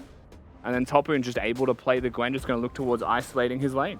Yeah, and we have seen a handful of different builds, right, ever since the whole series, really, of Gwen nerfs have come on through. We've seen individuals still stick to the Nash's Tooth and the Snip style of gameplay, weaving in those auto attacks at max damage. But we've also seen, as Biopamp illustrated, you know, full magic pen, just one shot on a tank. I mean, that's obviously going to be a dream for a Gwen going to a Sejuani. Yeah, without a doubt. I mean, that's probably the expected build here as well. Tally then has the advantage of being able to go utility Ahri, the Everfrost, the Zonias, etc. as the build of choice. The points that'll be very interesting to me, we'll get into as we're fully into the map, but the dynamic and the creativity that comes out of Order's mid and bot lane is definitely going to be a large factor in formulating those leads, right? The early lane leads, perhaps from a Twitch, one item spikes with Blade of the Ruined King into roams around the map is going to be crucial.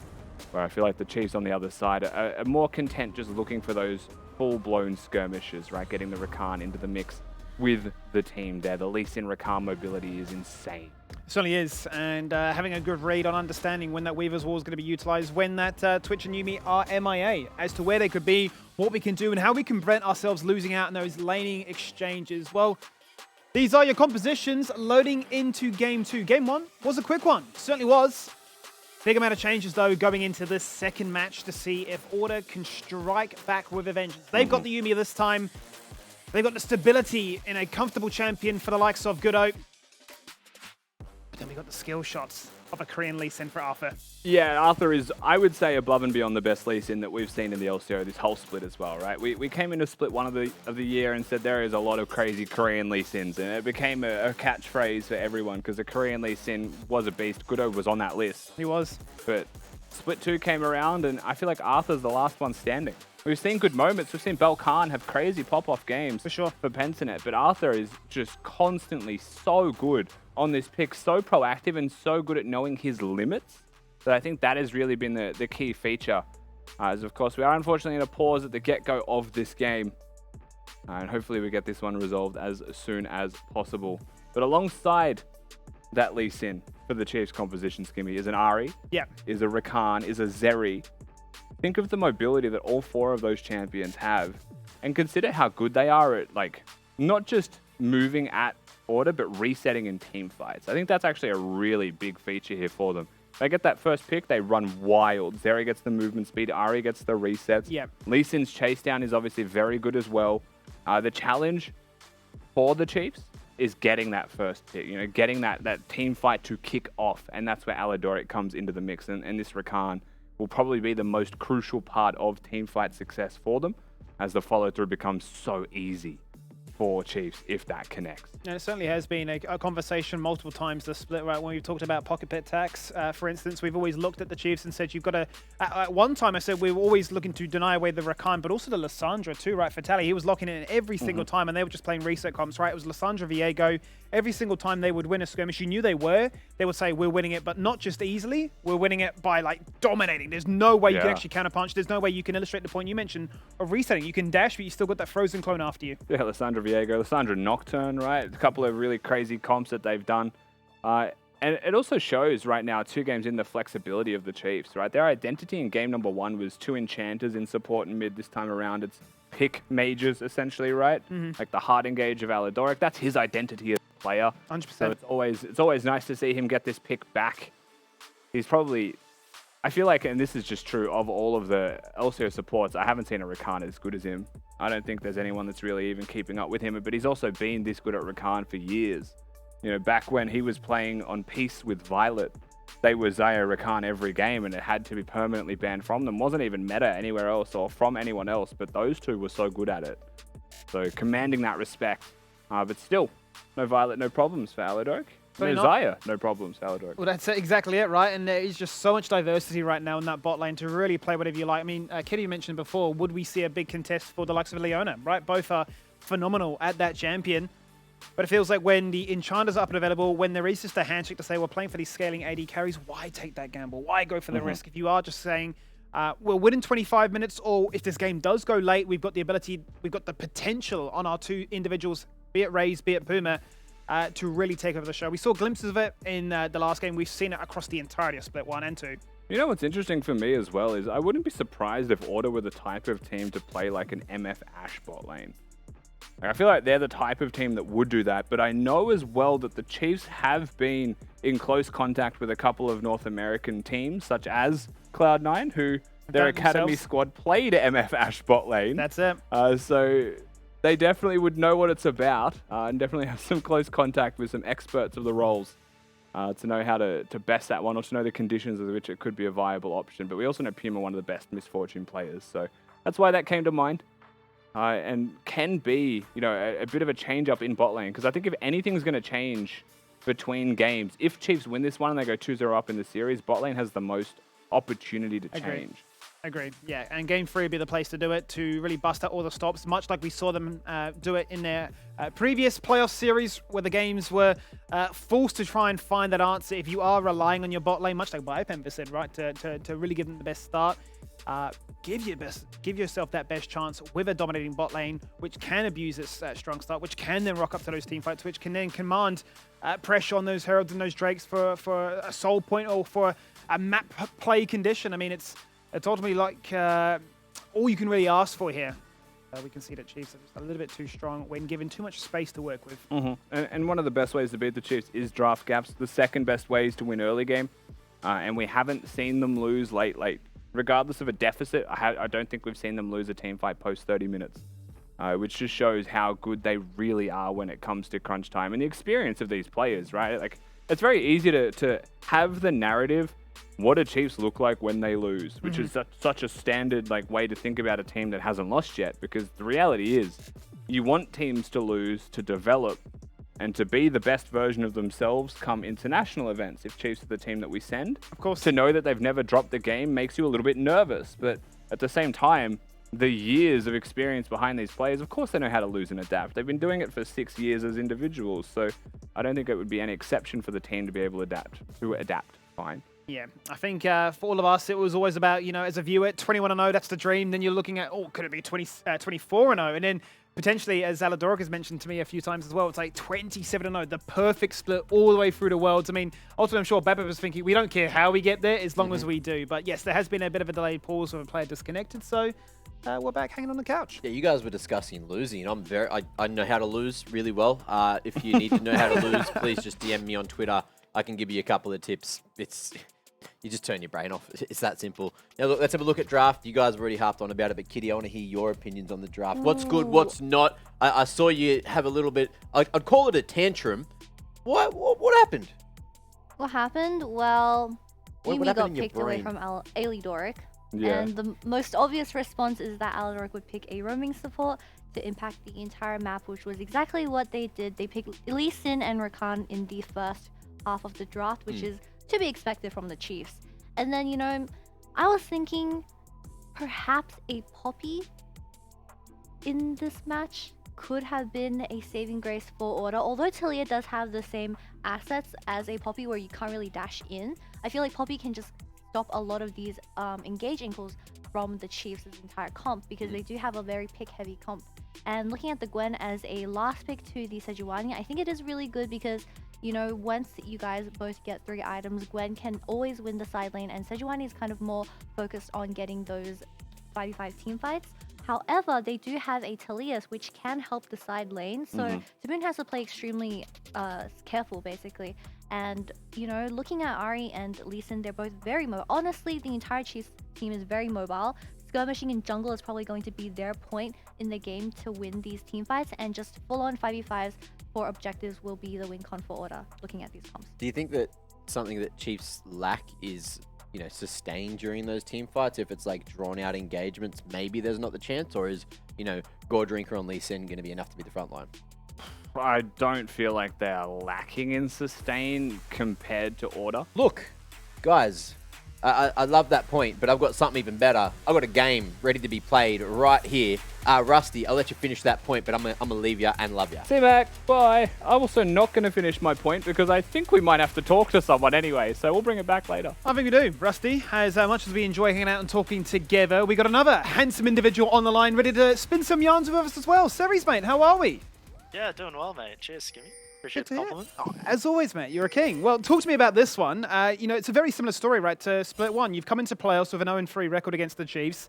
I mean, it is really ultimately that grand final rematch. So, in a way, does this feel a little bit like deja vu? Nah, not at all. I think, like, for the most part, we come in here prepped with the mindset that this is going to be a best of 10. I think the key in this playoffs and across the world is, I'm sure everyone's noticed that Blue has a significantly higher win rate. So it's really about figuring out how you're going to win on red side. So I'm not stressed at all. We're going to try things. Like I said, I think that it's going to be a double series. Obviously, we still have to go through whoever, if provided we lose, goes through the lower bracket. But yeah, we expect to see them again. Yeah, no doubt. I mean, at the end of the day, right, DreamHack is secured. So I guess that goes into my next question. How much are you willing to reveal, if you can even tell me, in this series to guarantee that grand finals? Or would it all be about, if you do go through the lower bracket, there is the time to shine and strike with vengeance?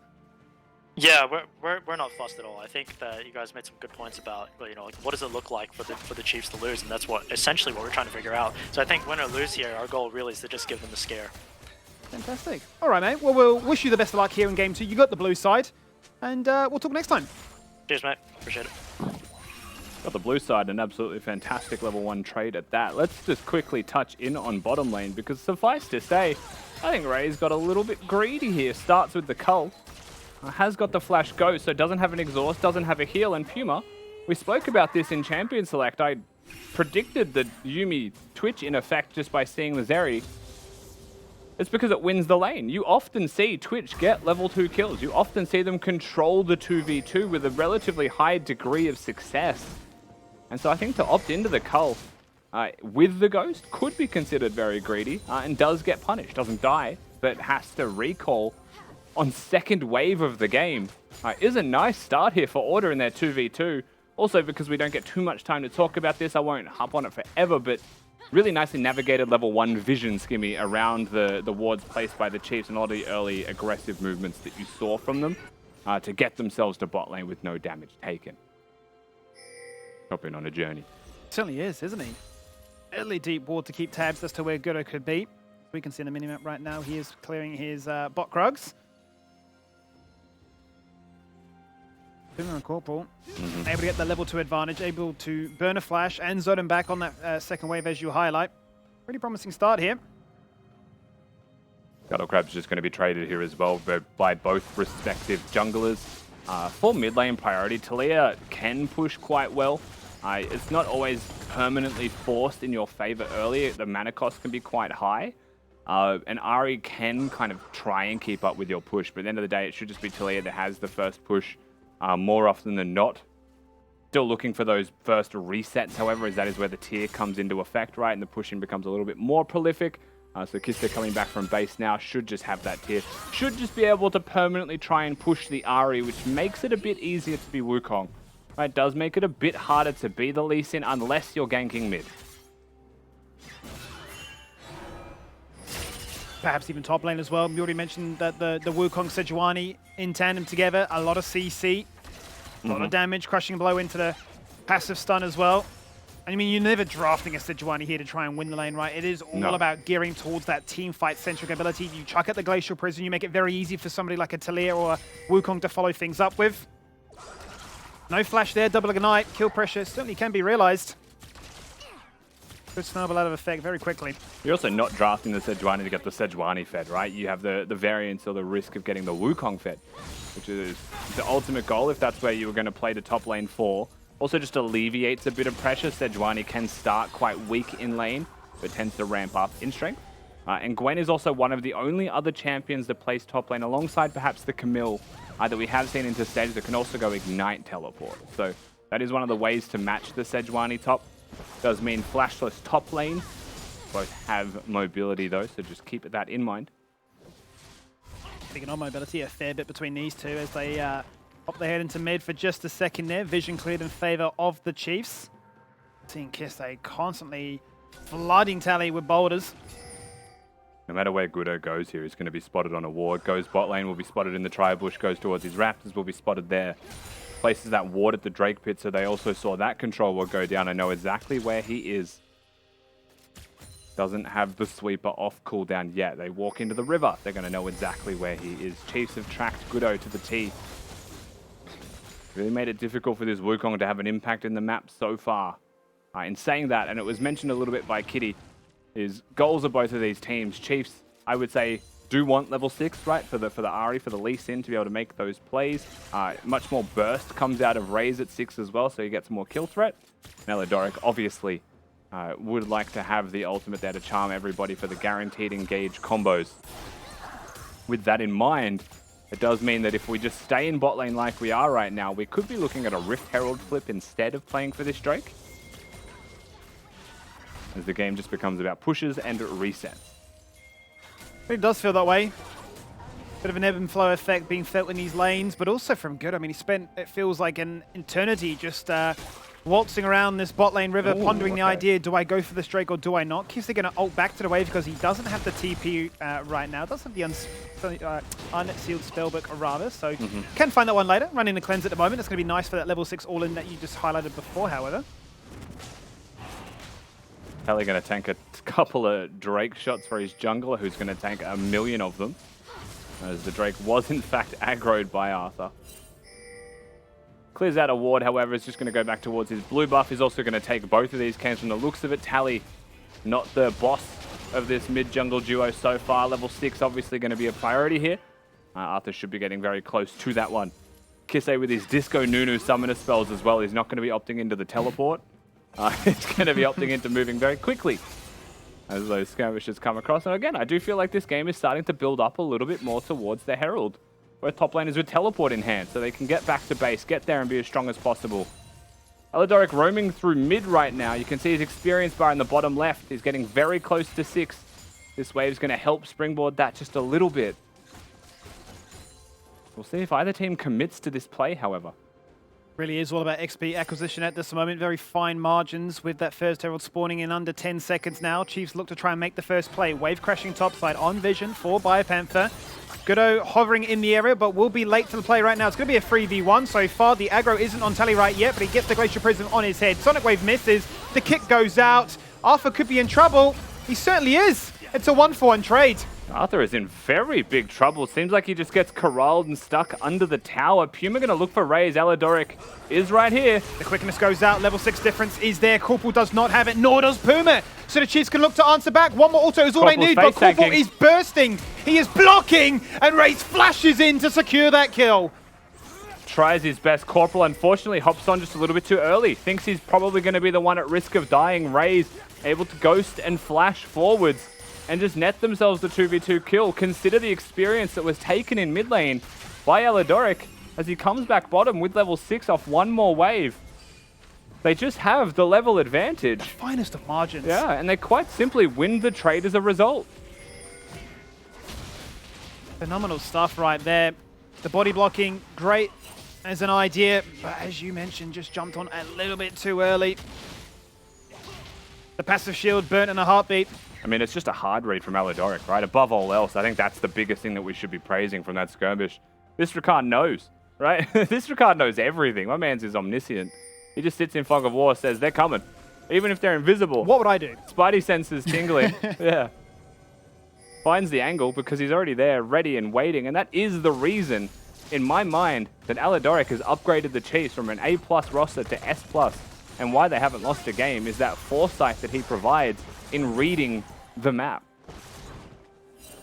One of the highest KPs in the entire region as well. Certainly knows what he's doing, finds the kills, allows the team to get into those powerful positions. And once again, similar story. 1k gold lead already 10 minutes into this one. The Herald is still there taunting much slower on the objective phase of things. Yeah, Kisei with the Weaver's Wall back up and available as well. If a fight were to break out at the Herald, he'd be there in a moment's notice. Tally has the ult, has the flash, has the reinforcements nearby. A charm could be followed up nicely and easily. But it doesn't seem like the players are... Oh, hang on, they want to go. Two-man charm right there, knock them up afterwards. Extender laser across the wall into the lightning crash, and they are crashing on down. Gudo is knocking every single member up in the air, but they just don't care. Yeah, no issues. Chiefs will be able to walk away. Enough health to be able to consider the Rift Turret at the very least top in with permanent push in top as well. It will be theirs. Team fight becomes an objective, and BioPanther may just be able to bystander as this objective is taken down. However, he's showing intent. Has still got the Wukong and the Yuumi here. I think he saw a base from the Ari who's teleported mid. Certainly has. Glacier Prison goes out on for the steal. They're looking to try and go for this one right now. Arthur is going to be the first casualty. He is dead. The Herald's still up and available as Tapoon is going to take out Kudo in response. Make it a 1-for-1. Tally doesn't have the ultimate right now. Doesn't want to commit the flash, so he's doing as much damage as he can across the wall. That's not enough. Okay. So the play's going to fizzle out. Still a couple of kills into the pockets of order. It's crucial. Unfortunately for them, both kills go to BioPanther. So perhaps not the place that they want those to go. Still, they've got one on their ADC. They still have the win conditions there. At the end of the day, the Chiefs, Alidoric loses his life for the cause. Will flash onto the eye of the Herald to secure that one. And they still got the objective. I think quite simply, Chiefs do not fully commit themselves to the Herald. That is what Order prey upon. And that was very nicely done. But I don't think Chiefs are upset by the result. No, nicely identified, as you say, and greatly punished. But it is still Chiefs with a commanding gold lead, which is only going to grow that much further. Very keen to pick at the wounds as to what member of Order would overextend themselves and get another trade in that regard, but still. Back to map domination, control these lanes, lay down the vision. Especially top lane, and you're really seeing that start to add up now. Chiefs with relentless pressure. It feels like the Talia hasn't been able to safely push mid once. Kudo is constantly having to face check wards. Chiefs know that they're all here. And a huge effort made by Order to make sure that top is safe more than anything else is really what we're seeing here. And it means that Chiefs get the first move back to mid if they want.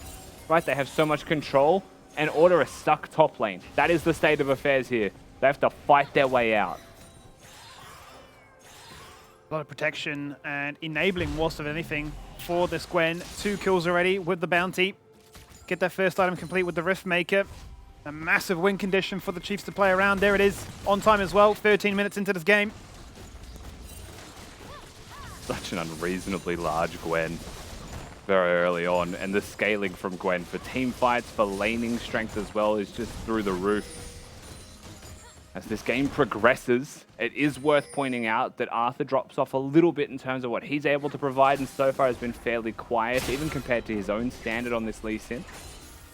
The Ari can be considered something that doesn't scale super hard, but it always has an impact, right? Like, may not be an Azir, but can absolutely still have a huge game-winning impact in skirmishes and teamfights later.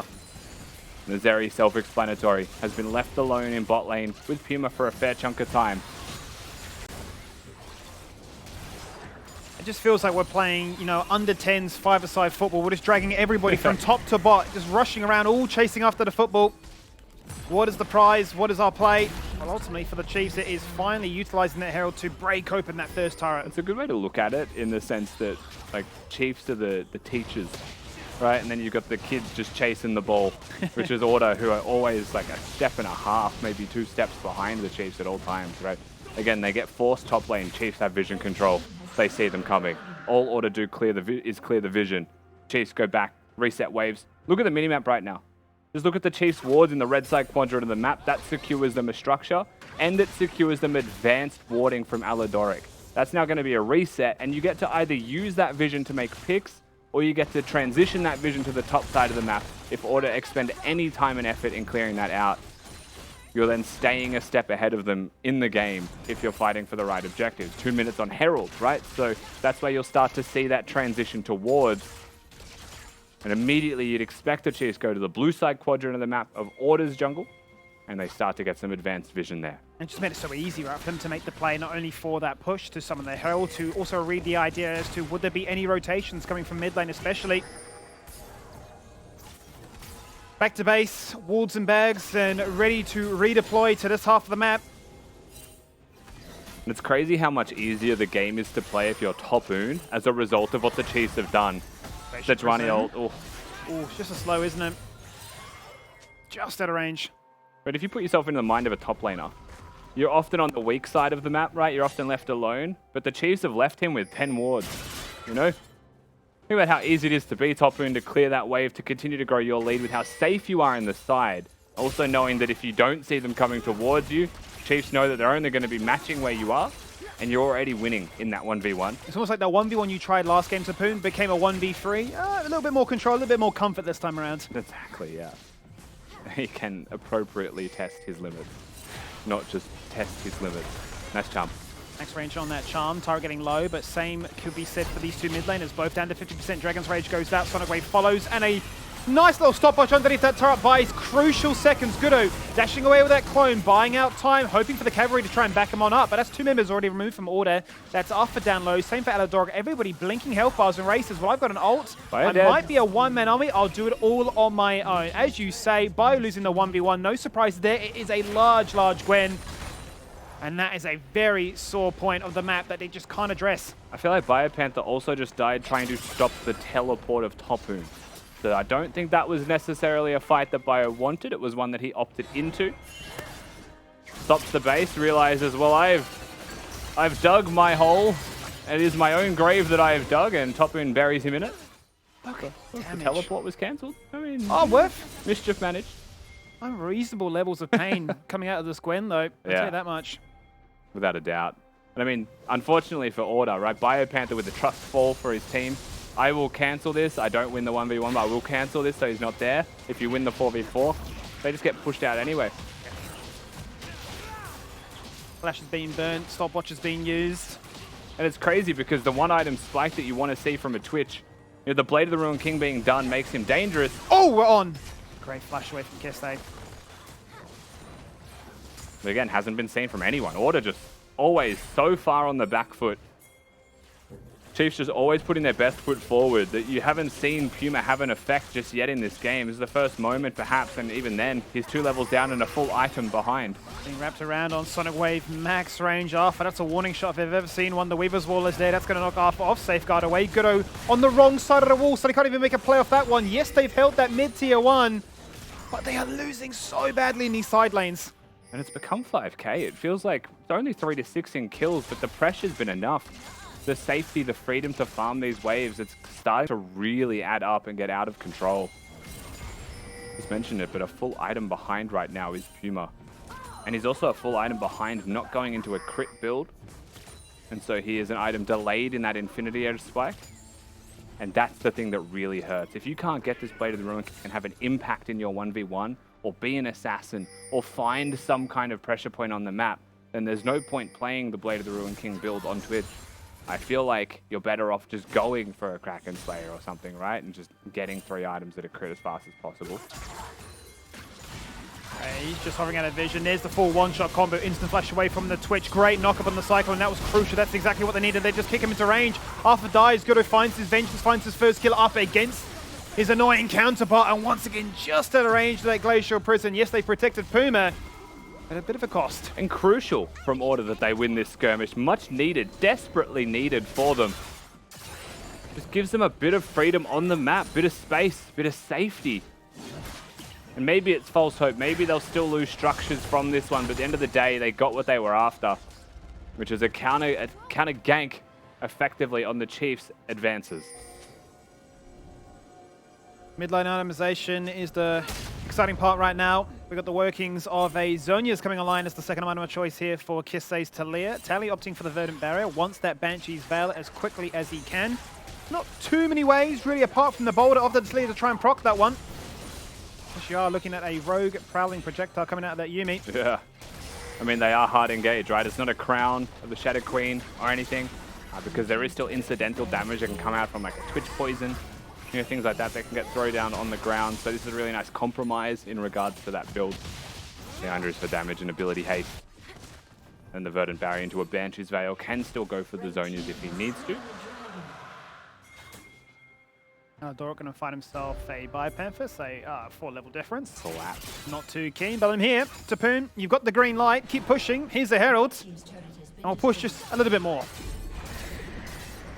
Puma Corporal, I believe, were showing mid for just a second, so lots of freedom here to continue to push this one down. Beyond that tower, I think staying for this wave is a bridge too far, and Topuin gets that Spidey sense in overdrive.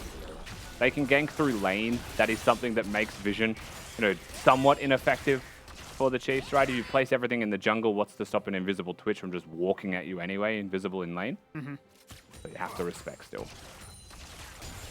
They got the grand reveal. He's in the mid lane right now, so Topuin is finally going to get that ticket back to base. Sitting on 2 items so far with the Leandries, or rather the Riftmaker, into the Shadow Flame. The workings of those big free item just one-shots. I mean, Puma's going to have his work cut out for him, right? I mean, Gwen can find an angle. Yeah, like 20 minutes into this game, I don't see many ways that Chiefs won't just win team fights if Topuin's there. I think that's the biggest thing that Order have to play around. Just acknowledging that Topuin's a raid boss already. Absolutely terrifying. Is so close to his 3-item spike. Order just left in the weeds in comparison, trying to keep up. So you probably want disadvantageous fights for the Chiefs in regards to numbers. If possible, you can bring Biopanther because he is a pretty essential part of the engage of the squad. But you don't bring Biopanther if it means that they bring Topuin, because they have a bigger knife that they bring to the fight. It certainly is. Sharpened and ready to go. There's a machine gun. Hey, that's unfair. Well, a quiet game on the front when it came to kills. Only 10 found in 22 minutes. But that hasn't changed the outcome for a very similar story to game 1, up by 5,000 gold. Once again, the submarine combo for Twitch and Yumi are going to try and find their moment. That's an early dash away from Raze, who's just caught in CC La La Land. Shutdown found. That's what Puma needs. His first kill in a big moment like this. As they try and find another, Vitaly will have to compromise by basically hitting ult, flash, and a TP. Mashed every ability that he possibly had that gave him some distance away. The teleport was in a very aggressive forward stanced position. And case in point, right? They find the pick. They make sure the Topuin isn't there. He's going to push in bot, so now it's Chiefs who get to put their first foot forwards. They get the priority now to make a move. Chiefs to serve.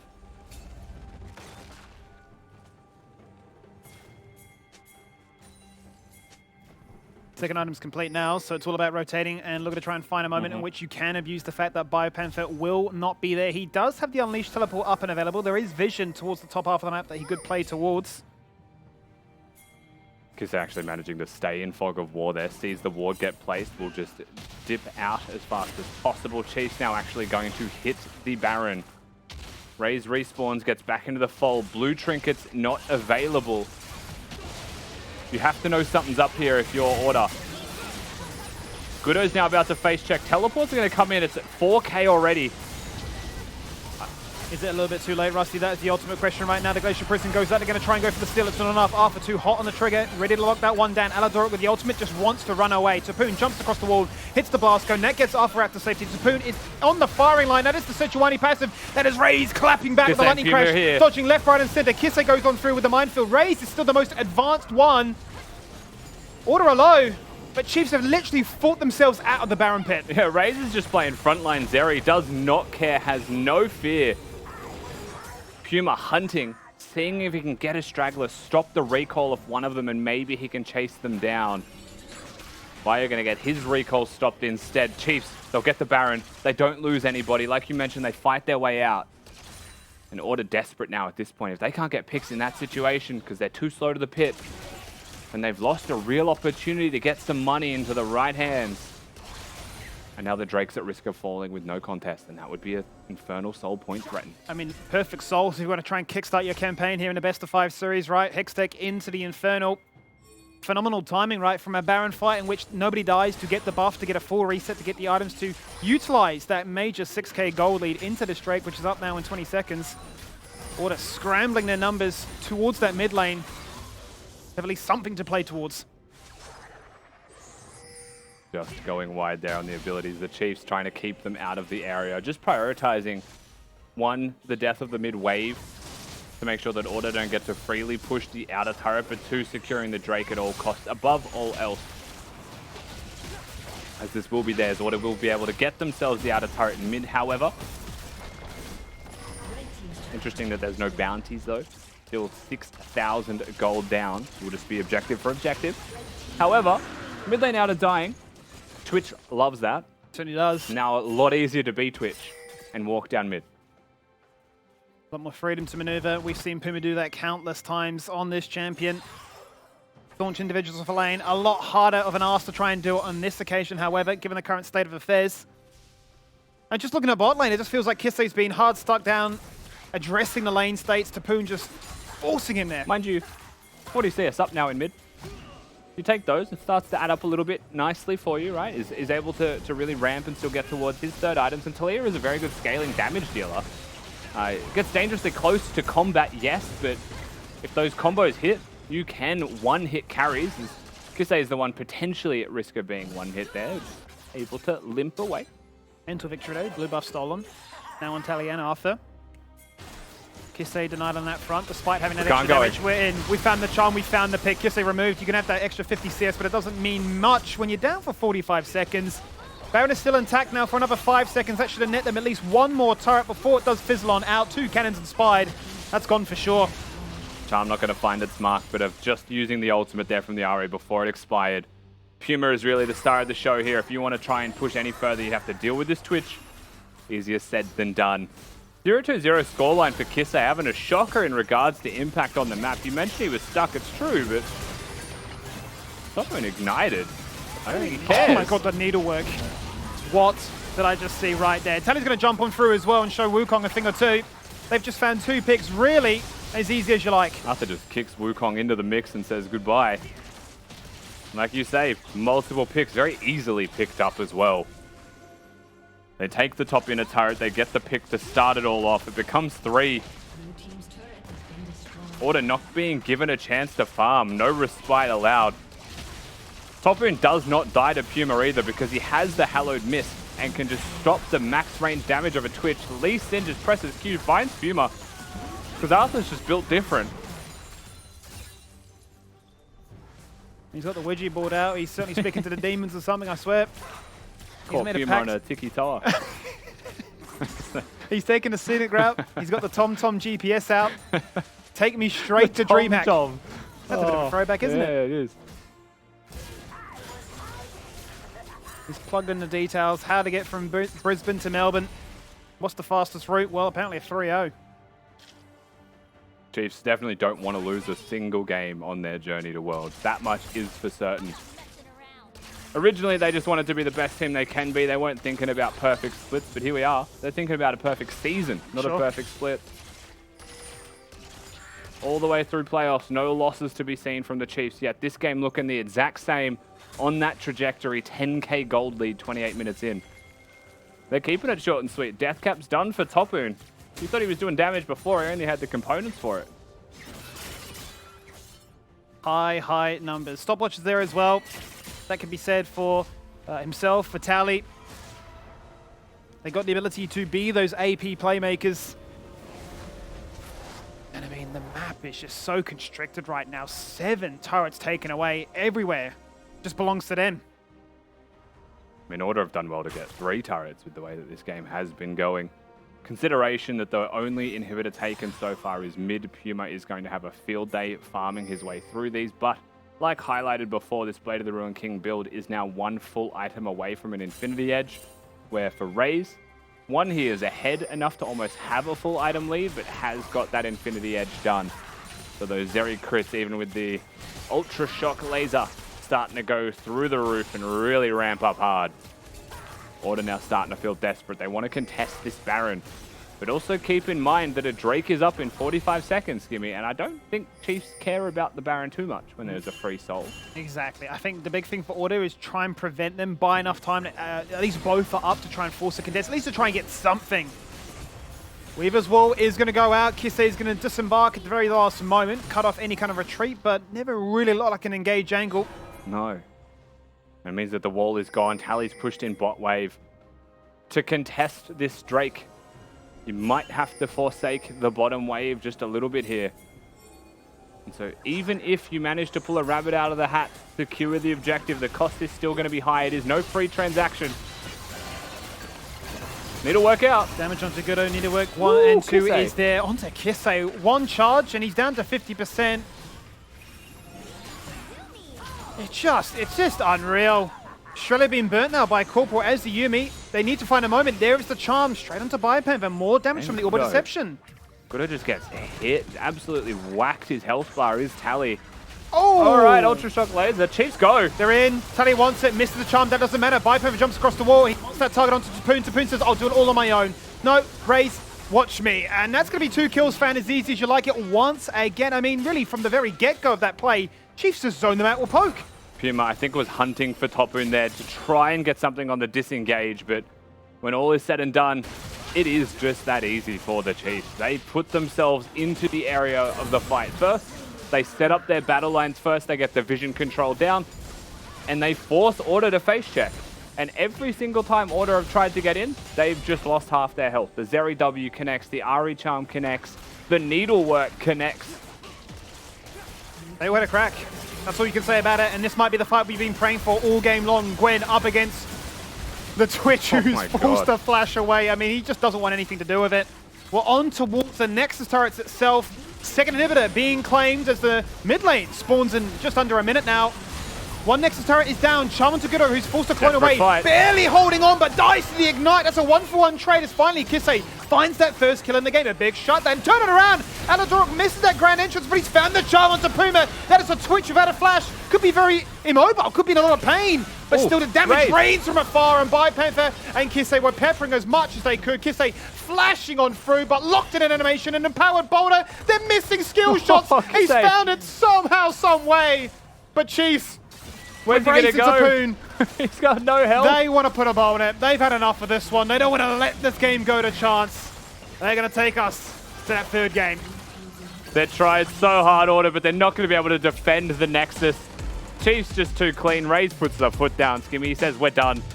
This game is going to end right now. We're strong enough. Even with a kick away from Arthur, perhaps giving the space that Puma needed to continue auto-attacking that team fight, was not going to be gifted that mercy. As the Chiefs squad say, not today. 2-0 up in a very convincing manner as well in this best-of-5 series. And this game, in comparison to the last one, just felt like Chiefs' dominance. Really unstoppable, and a lot of it through just setup and vision, not just draft. A lot of vision, clearly illustrated for me. I love the point you highlighted at multiple moments, because then I was just keeping my eyes firmly fixated on that minimap, just watching it. You know, Dragons up, Barons up, and it's just all around. Okay, we're going from top to bot to allowing Tapoon, or just the side lanes in general, to be constantly farmed on repeat. Yeah, it was just chaos. It lasted longer, at least, even though Order still felt like towards the end, you know, that Chiefs were just hitting him with the wallet. That's essentially what it was in both games, right? Like, Chiefs just get this lead, it gradually just drags out, and then when it's big enough, they just explode and win every bloody team fight. I mean, it wasn't as one-sided compared to the first game that we saw from Chiefs, but it felt very suffocating for the Order team because they didn't have any priority towards those objectives. They had no vision on the map because you have a Yumi versus Aladoric. I'm just going to say Aladoric, where he's grabbing all those visions before these objectives spawn, and it's extremely hard because for the Sejuani, he got dove very early on in the game. I believe it was a 3-man dive from the side of Chiefs where it put Gwen ahead. And if we look at the champion of Gwen, it kind of does really well into the Tilia and Twitch. So even if you don't, if you do play for the Twitch, which it died in the very early game, it still can't DPS onto this Gwen where she has the choice to either side push or play in a 5v5 where your carries can't actually do damage to this Gwen unless you're in the little circle. But you know, as an ADC, as a Twitch, I wouldn't want to be anywhere near a fed Gwen. And that's exactly what happened in this game where, you know, Kisei playing the Tilia, although he tried making some plays, Lee Sin was just on that and he couldn't find those angles like he's usually allowed to, but I think we're just seeing such a good dynamic coming out of Chiefs, especially from the mid support and jungle, that they just roamed the entire map and Order felt very, very suffocated. Alright, I'm going to put it out there. Reverse sweep chance in a percentage. What are we feeling at the moment for Order? To win 3 games back-to-back from here, 1%. 1%? Yeah. I'm pretty with you on that one. If they played 3 more games, I would give a map win a higher percent, but I think 3 back-to-back is a big ask given what we've seen from these first 2 games. Order need to show us something different. Yeah. Like in a big way. Definitely in terms of the damage. Look, they did manage to stabilize the gold going out of control for about 5 to 10 minutes through the mid-game there. But then once Chiefs realized what was going on, things just went worse, straight down that whirlpool, straight down the spiral for Order. So unfortunately, nothing really going their way. And look, Chiefs, similar to the stats we were looking at the pre-show, they are getting these first heralds. They are getting these first drags. I don't think they've lost a single drag this series so far. They're just really playing for objectives. We need to focus on how Chiefs actually narrowed down the champion pool with 4 mid lane bans on Kisei, especially when it was, I believe, the second half of draft where they decided to go down on Kisei because was Talia picked in the first half? I don't think it was, right? It was Wukong, Twitch, Yumi. Yes, so Talia was saved to the very end, but, you know, Chiefs with this red side, they picked Gwen into Sejuani. Sejuani was blind, and usually in that situation, you really don't want to pick a Sejuani blind because Tapoon has so many counter picks up his sleeve where, you know, when Order went on that red side, they didn't actually get any winning lanes or hard winning lanes like this Gwen versus Sejuani. So I feel like this map choice, Chiefs has just figured it all out. So even if Order decide to run it back on the blue side again, if Tapoon just gets that counter pick, then Bio's just perma in trouble next game as well? I think the adaptation that needs to be made is about ensuring much more, I guess, push in lanes. So even if you are going to blind pick champions in top or mid, they need to be able to push really hard to allow Goodo to play League of Legends. Because right now, he's playing catch-up for 2 games straight. Chiefs have got vision better. If you watch that game back, game number 2, Tapoon, at level 3, has walked through the turret to place wards with the blue buff. Like, they are tracking that guy. They're not letting Goodo have fun, and so Order can't play the game. Yeah, and Goodo has definitely needed to play, you know, extremely well for Order to have any chance in a lot of their wins that they've had over the last couple of weeks. And I guess, look, if Goodo, if Chiefs have decided that the win condition is just ruin Goodo's day, they're definitely, you know, making that win condition happen. This is like whenever you watch an OS team go overseas, this is what it's like if the OS team is Order. Right? And then you watch the international teams just show you how to shut out a win. Like, that's what this feels like. I was actually thinking that watching this game as well. I was like, Chiefs are just not really doing anything incorrectly. But how would they fare against, you know, someone from overseas that is one of those, you know, stellar teams who do the same as them? Like, then, you know, they'll really be pushed. Who wins in that scenario? I mean, they were so close, right? I always go back to Legacy 2020, just how close they were, right? Up against some big dogs. I think it was like EG, LGD as well. We had like Peanut on that roster as well. They were like taking games from them. Here we are, like China. I want to say like at 3 or 4 o'clock in the morning, just like, please come on, like win that one game. Like maybe you get to group stage for like the first time ever in history. So I feel like everyone's like looking at them and saying they can definitely take some games, they can do some damage, but it is still going to be quite relevant just how much of a skill disparity there is between the major and the minor regions. Well, look, Skimmy, that was a very quick game again, so we have some time to see what you guys at home have sent in from the fans at LCO on Twitter. If you want to get involved in that conversation, we have a Lexicon 13. Shenanigans, I know there's going to be some, and I want to see them. I'll be sorely disappointed if there aren't shenanigans. So, shenanigans, please. Rusty, what is your favorite shenanigan to partake in? Well, last time I did a stage event, we did face painting. Ooh. We turned a viewer from the audience into Bard. I like that one. That was a lot of fun. Okay, so Kitty, who are you letting paint your face at DreamHack? Draku. Because I've done makeup on Draku's face, so I would let him return the favor. Oh, that could actually be a good bit of content. Now let's have a look at what else has been sent in here. Thank you, Lexicon, for that one. We have Teresa May Glenny. Greeting to me. Brains, eyes, cross them all over. I don't know what's going on. Some of the other mums. Greetings. Greetings, mothers. I've met Rusty Lol, but I'm excited to meet Skimmy, Kitty, and MacMate_. Don't know that guy. Maybe he'll be there, maybe he won't. Who bloody knows? But thank you, Teresa, for that one. A lot of really awesome esports mums, as I'm sure you're aware from multiple esports titles. But the League mum community are fantastic. Even Juve's mother still watches.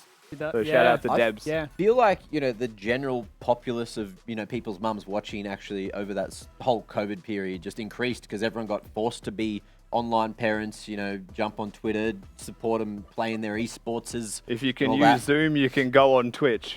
Surely. You know, my mum watches so much LCO, she actually knows how to play a bit of League of Legends now. She can tell when the team's winning because you just look at goal graph and you look at scoreboard, and then she looks at the mini map and she says she sees who's ever pushed in. She's ready to cast. She's ready to cast. She can take my spot. We're doing it. You guys, you're teaching Kitty's mum stuff, you're teaching me stuff, and it's time for me to teach you to have a breather. Please, go get hydrated right now because it's time for a break. There could only be 3 games tonight and you don't want to miss it. Go get yourselves ready for that 3rd game right here, right now. We'll see you in 5. Holding on, but dies to the ignite. That's a 1-for-1 trade. It's finally Kisei finds that first kill in the game. A big shot. They turn it around. Alador misses that grand entrance, but he's found the charm onto Puma. That is a twitch without a flash. Could be very immobile. Could be in a lot of pain. But still, the damage rains from afar. And by Panther and Kisei were peppering as much as they could. Kisei flashing on through, but locked in an animation. And empowered Boulder. They're missing skill shots. He's found it somehow, somewhere. Hey, look, Menulog. What sort of preparation have the individuals done? What sort of wisdom have you been able to impart on them?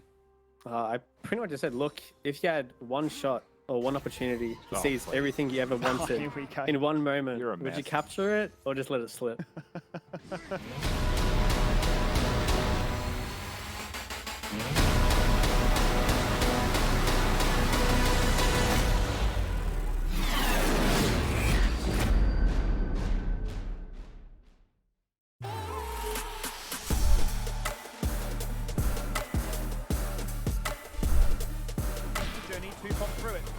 Actually, Bottom goes that's too easy. That's the wombo combo. Cyclone grand entrance. Eat your heart out. Bona's going to try and knock back one, but Dante's found that shot that he's removed. From Zonas maybe hasn't resulted in the kills, but you know who's just picking those ones up? There's no way. There's no way. No way in this world. You don't even want to hype it up. It's impossible. Hit. Oh, Kisei's in! Oh my the God, longest shuriken flip you'll ever see. There's a cheeky heel from the Nidalee. He's still running, and that's a perfect execution. I love that from Kisei. This is what you get from him. Good. He's just such a special talent. On the side there, looking for a juicy, charmed target. Rogue flanks on in, and hits a 3-man pulverize into the shove again. Cataclysm lights out. GG right there. Order just a little bit too hesitant to pull the trigger.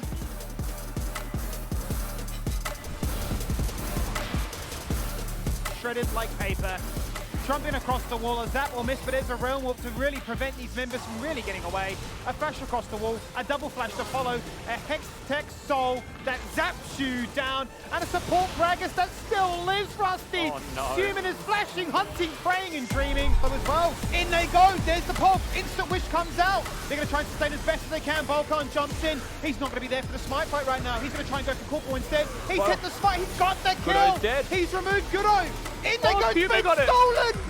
Puma with the most insane axe maneuver just gets it done. Who cares about a jungler? It's overrated. As well. Puma's winning it all right now. It's phenomenal stuff here as they work their way towards that second inhibitor. Oh my God, Limas. Vex still has the ultimate end flash. If there's anything that saves him in this game, it's going now. Here we go. That's a 3-man fear. Personal space. Get out of it. What was that from Fido? Something special, something spectacular. And Bulldog might been just die ignited. to an ignite.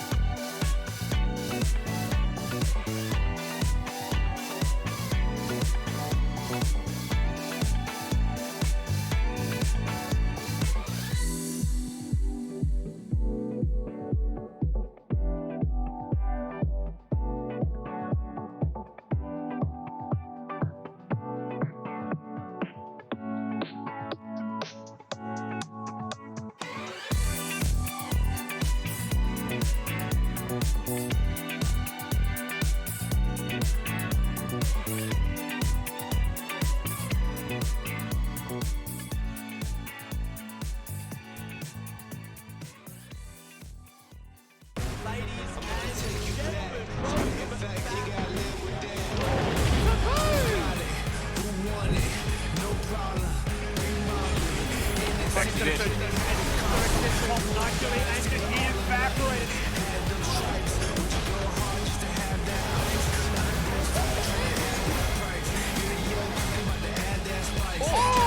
Oh, Kisei!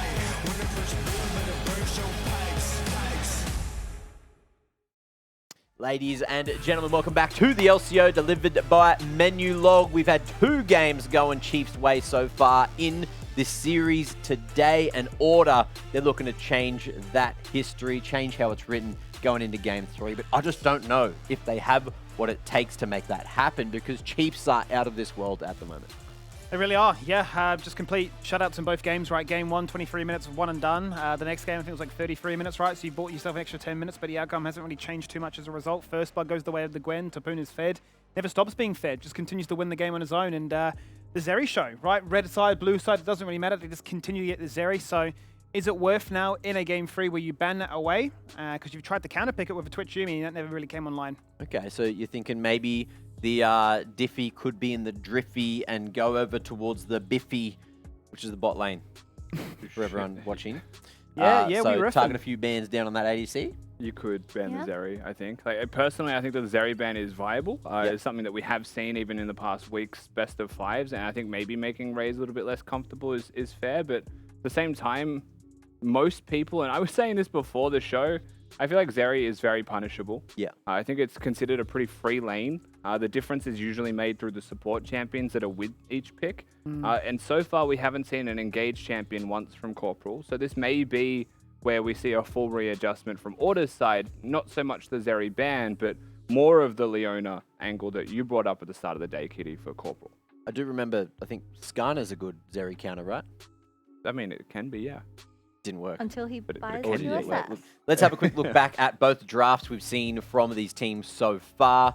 I believe we've got a nice little graphic to have a look at as well, just to support that. So in case you forgot what was banned, what wasn't banned, what was picked, what wasn't picked, Order, 2 very different lineups in 2 pretty different games. Chiefs have a couple of familiar things coming across between the games, and that, of course, is pretty much just the Zeri. So are we happy with the champ pool that has come through in just 2 games so far?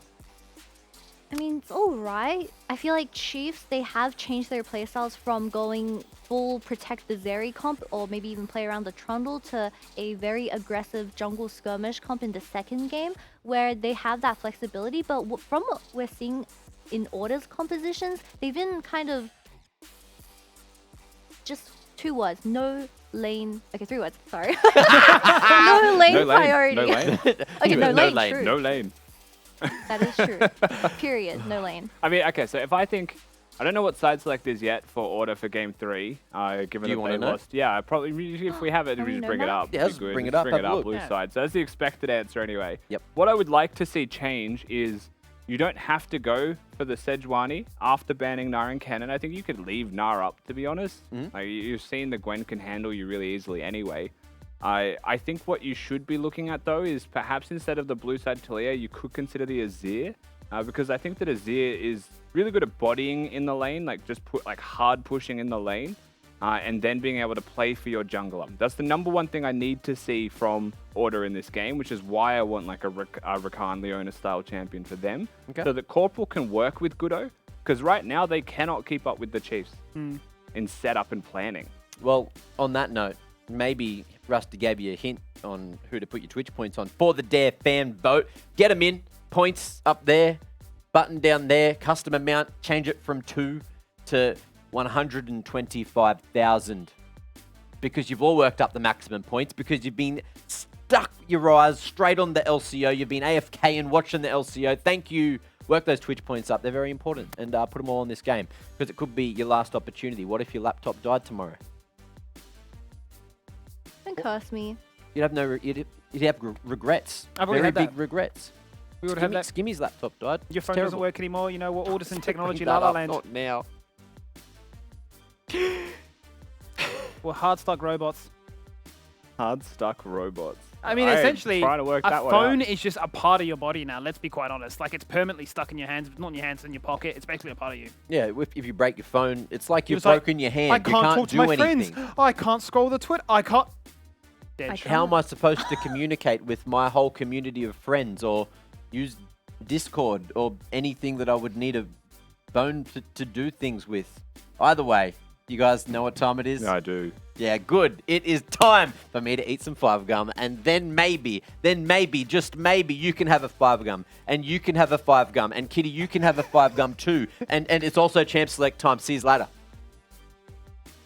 Max eating gum, Kitty's dancing, There's she's just raving. gum everywhere. The floor is a mess, clean up your room, kids. Order, gonna start off here on the blue side. Once again, no surprise. Let's see if anything major changes. Draven, a mainstay, has to be banned away. They've banned away the Rakan. Big target now on that bot lane, especially towards Nautilus. Nautilus and Rakan ban is an interesting one. It does make me feel like we're going down the engaged pathway. We'll see where they choose to go, because ultimately they're just targeting Alidoric here before anything is locked in. Trundle going to be the champion of choice. It was Wukong in game number 2, but we're a big fan of the Trundle here. This is expected, and this response from the Chiefs is also expected. This is where the spatter needs to be thrown in. Right, you now know it's a Zeri. And there you go. They see... Okay, so now the Nautilus ban makes a little bit more sense if you're going to go Lucian Nami. Okay. Because that is Alidoric's favorite, and he'll play hook champions. He'll take you down. He doesn't care. That's a way to win a bot lane. You know what I would do if I was Alidoric? I would play Blitzcrank. Please. Or Pike. Actually, Pike would work. Or Leona? Yeah, I mean, like, again, the standard, let's say, standard response. Leona is also one of those champions that has just pure stuns, right? Lots of crowd control, but pure stuns, and that's where cleanse values can get really, really high, and you can navigate your way through that lane. In saying that, that's not the pathway we're going to be taking. And the Yuumi Zeri lane can be really punished here. Really can. This really screams to me that Chiefs are saying laning is overrated. Yeah. You really need to lay a big, big punch here in this laning phase to get ahead as the Lucian army. Otherwise, we will just continue to rock up to these team fights, out-skirmish, out-fight, out-scale, and outperform. Ultimately, Order making huge adaptations from the lessons of Game 1 as well as Game 2 now. Gwen denied it in that second half, as the Chiefs look to answer back with more bans seemingly towards making Kisei's life a bit of a misery. They've banned away the LeBlanc. No Vex this time. They've targeted that Azir, which is what you wanted, right? For that mid lane push, that backup potential to make Godot's life a little bit easier. But like you highlighted, it does leave things like the Vex up and available. Kennen going to be the ban here with the Gwen. Could just be that Order will actually pick the Gnar this time around. We mused that after the Kennen was their 4th ban in game number 2. Instead, they did go for the Sejuani. And like mentioned, of course, the Sejuani is fairly fine with seeing a Gnar as an opponent. But the Chiefs, again, no need to reinvent the wheel. No change-ups. Just the Ahri to be locked in. This is more of an MSI matchup if the Lissandra is going to be locked in, however, right, with the ability to still be super aggressive in lane to match the push. But this is the champion that wasn't banned in the 4-5 by the Chiefs this time around. So that is where Order are going to go. I would love a dive champion with this. Right now, Lucian Nami, aggressive, going forwards, close range, close quarters combat champions. Trundle can do the same thing, but whatever they choose to pick top lane here, I wouldn't mind if it continued to go forwards, perhaps with some kind of engage tool as well. Sejuani makes the most sense. Loki was vibing with a Scion just because it's Biopanther, but we've ended up, I guess, on path, of course. Pretty much, yep. Another situation, right? A melee jungle can pop its head into the top lane, look to try and get as fed as Arthur did in game 1, right? Look to try and layer down just frozen.com, just all about, the Freljordian life of just being an absolute menace. Nah, seems to be the hover right now here for the Chiefs, says Tapoon says, well, I get really every option to decide on. You've denied away the Gwen, you've taken away my Kennen as well. I will just run it back and look to be my namesake, the stylistic Gnar one-shot. It all makes sense, really, for Chiefs as well, right? Zeri has been something that has been very prolific for them in this best of 5. Raze has looked unstoppable with the pick. The Zeri-Yuumi combo that we saw from them as well in game number 1 is going to make a return. They're not going to have the Trundle with them this time around, however. It's going to be the Wukong, a bit more of an engage angle for them. And instead of something like the Seraphine to work with their composition, it's going to be the Ahri. Kind of played to the same effect for what it's worth in the way that Tally played the Seraphine. He's looking for pick. Right, the Wukong, the Ahri looking to skirmish together as a 2v2. A couple of big things here as well. When you're playing the Vex, you do like having setup from your team if possible to make sure the ultimate is guaranteed to connect. Sejuani can provide that. Trundle Pillars can provide that. Nami has some hard crowd control as well to lock people down. So I would say that Order, their mid jungle has really good sides to play towards. It's about getting their mid jungle to the sides. And that is the critical issue that they ran into in game number 2. With Chiefs just having better setup, being able to push in their side lanes and get good vision control down, that just stopped Goodo in his entirety. Is going to be a big thing in this game as well. It certainly is, and we have already seen the Vex Lucian Nami combo played in the playoffs, right? Played by Kanga. Phenomenal performance by them. Despite the game being lost in that front, they were able to emit a lot of burst, a lot of damage, a lot of control. And it feels like, you know, Vex is really in the wheelhouse of Kisse, right? He was one of the go-to champions for him. His most played, actually, in the playoffs of last split. It's been a long, long time since we have seen Vex. A minor patch, a minor buff here and there, and suddenly back in the fold of things. And they will need a lot more of an explosive performance from him. A little bit quiet in game number 2. This time, though, cannot share that same fate. This is do or die in this upper bracket. Yes, you got a second chance. Yes, you're already guaranteed to make it do DreamHack. Question becomes, do you want to be one best of 5 away from Worlds or require an extra one to get there instead? Standard affair here as well for the Chiefs as we load into the game. Alidoric going to be with Tally. They'll run down mid. They'll hit the prowl. 20 gold into the pockets of this Yuumi to kick the game off. You'll see the cat emotes come out everywhere. One thing of note as well for anyone who doesn't play Yuumi, first of all, congratulations and thank you for being a just human. The second thing is Yuumi doesn't want to stand alone at level 1. So oftentimes you will see the Yuumi player in mid lane instead of being like where Raze is, for example, because Yuumi just dies. You can't get caught alone, you get crowd controlled, you are useless. So that's why Chiefs play the way that they did, right? They walk mid with Alidoric and Tally together. They get knowledge. They then place a ward and recall so that they are as little time as possible spent standing in the river being a risk. Always one of the biggest issues, right, as a Yuumi is just how vulnerable you are, how slow you are when you aren't attached, right? So the ability to try and keep up tempo with the warding can be very much punished up against a Lucian army as well as a Vex. Slight differences in the rune choices here, right? But he do have that press the attack version of the Trundle from the Goodo side. And it's the first strike Lucian, which we're seeing more and more of. Yeah, so usually with this first strike Lucian, you'll be seeing the W start as well. Just free money, free harass to be thrown down. What it does mean is that at level 2, you don't have the EQ for max damage output. W a little bit less reliable, a little bit longer cooldown, but very easy to press for harass at level 1. So it's still strong, just means you're a bit stronger at the level 3 spike. As you're already seeing now, relentless use of that W. Shimmer and Corporal will control the lane and get level 2 first, to no one's surprise. They should be able to formulate a pretty good advantage in this 2v2. Junglers are the place that we have to look at in the early game, right, to see where they are pathing right now. Arthur's going to place a ward as he takes this Gromp, but he is going to be pressured for the blue buff. He certainly is. Instant clone away, needs a bit of protection, fair bit of damage. Electrocute does proc as well, and this is great foresight, right? The fact that every lane is pushing on the bottom half of the map. Goodo can just walk over here, knows that his mid laner and his bot laner are here to protect him, and he's going to say, sweet mercy, sweet revenge. Arthur going to walk in, try and take his wolves, find himself a Trundle and have to flash away. Literally at the Chroma scene game 1. Yeah. At the same time, at 3 minutes as well. Bot fighting as well here, pretty high damage skirmish. Ray's actually been doing really nicely into Puma so far. Seems like he's got a fair semblance of control in this bot lane 2v2. Might be enough to help him push this wave out because he does have the wave pushing against him and a Trundle that can come and gank. So it is a dangerous place to be, the bot lane of the Chiefs. However, Zerios are very difficult to kill if you have the dash and a flash to get to a wall. It does make it difficult for someone like a Trundle to lock you down. With that in mind, you just mentioned it. Order basically playing the playbook of Chiefs from game number 1 against them. Without the kill, without the first blood, but they still take away the blue and they'll get the flash out of Arthur. It's a huge start for them in a very positive way. It really is. Going to persuade a little bit of pressure and pain and a sore spot for them to at least have some idea as to where Arthur could be. Not going to be anywhere near now as keen to try and force any of those very aggressive dives for an early kill to try and get one of these lanes online.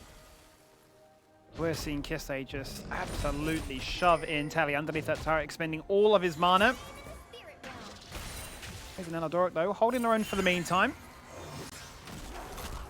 But they're just going to use a sweeper down here in bottom lane. Doesn't really show much intent towards the play. Hasn't based yet, hasn't reset, so can be a bit stronger. Doesn't actually get cancelled there. Amazingly, the damage actually did go down onto him, but Chiefs will confirm that the Trundle is in base at the very least, and so the Wukong has some freedom to move.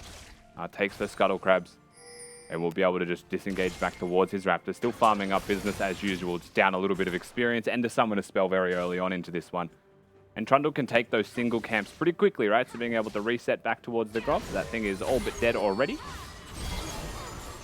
As we just see two mages lock down the CC. One gets feared, and one gets charmed. Battle of the CC Dreams. Yep.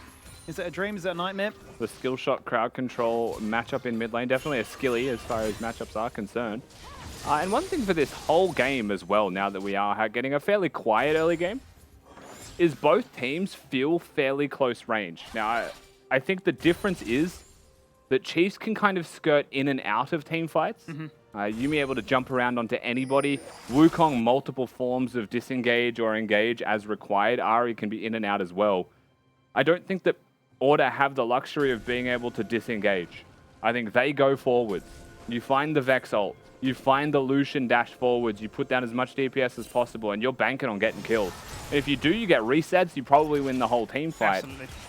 But that punch needs to be effective because they are a fairly close range composition, all things considered.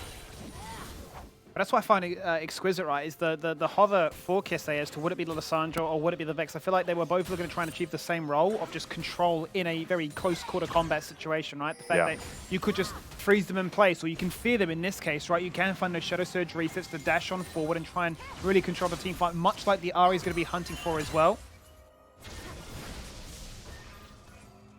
It almost feels like Game 3 has this completely devolved to who can get the better team fight. And ultimately, Kisei can find the better fight. That is the first blood. That's what you want to see. He just caught Tally sleeping. Just straight up, just gets the solo kill. I mean, that killer instinct, that was really nicely done by Kisei. Hits every ability, back-to-back consecutively. Scuttle Crab going to be secured. Tophoon is going to just try and disengage here. The jump should be enough to get over the wall, but look, the big thing here, the big story here is that Kisei's controlling the 1v1. He's outplayed Tally, plain and simple, but Tally dies with flash up. Though the ult isn't there, dies with flash up. Nicely done. That's what you want to see. Kisei coming into his own again. Finding that moment to strike and doing it with a fair bit of certainty as well. Now a lane which they can certainly hop around. As level 6 is not too far away from these junglers, and that could be, once again, a case of no early dragon. Could be like what we saw in Game 2, all for that big Herald. I do think we'll get a little bit more explosive team fighting here. Order in particular getting level 6 is going to be a big break point for them. Getting Puma and Corporal active on the map, being able to use the Tidecaller's Blessing alongside the Culling is going to be quite a large factor for those skirmishes, and even the lead up to those skirmishes, right? One of the strengths of Lucian Nami is just finding someone trying to clear a wave before the objective spawns, just littering them with bullets, and then turning to a free fight afterwards. So there's definitely two players that you want to see super active onto the map. The Lucian Nami tend to work together as well, so it's not like there's a particular roam advantage. You don't often see Nami leaving the Lucian, though it is possible. So maybe it's the Herald, right? But 8 minutes into this one, no team has made any kind of tangible efforts, no kind of conscious moves yet to hit the objective in any proper sense. Only really now the Order are coming in, clearing out the vision that the Chiefs laid down. Chiefs nowhere near in the area. Kudo swept this poorly though, for what it's worth. Got distracted by a control ward. And so a ward from the Chiefs is just going to see this being done. I don't think they have any intent to contest this. They're looking at the Drake.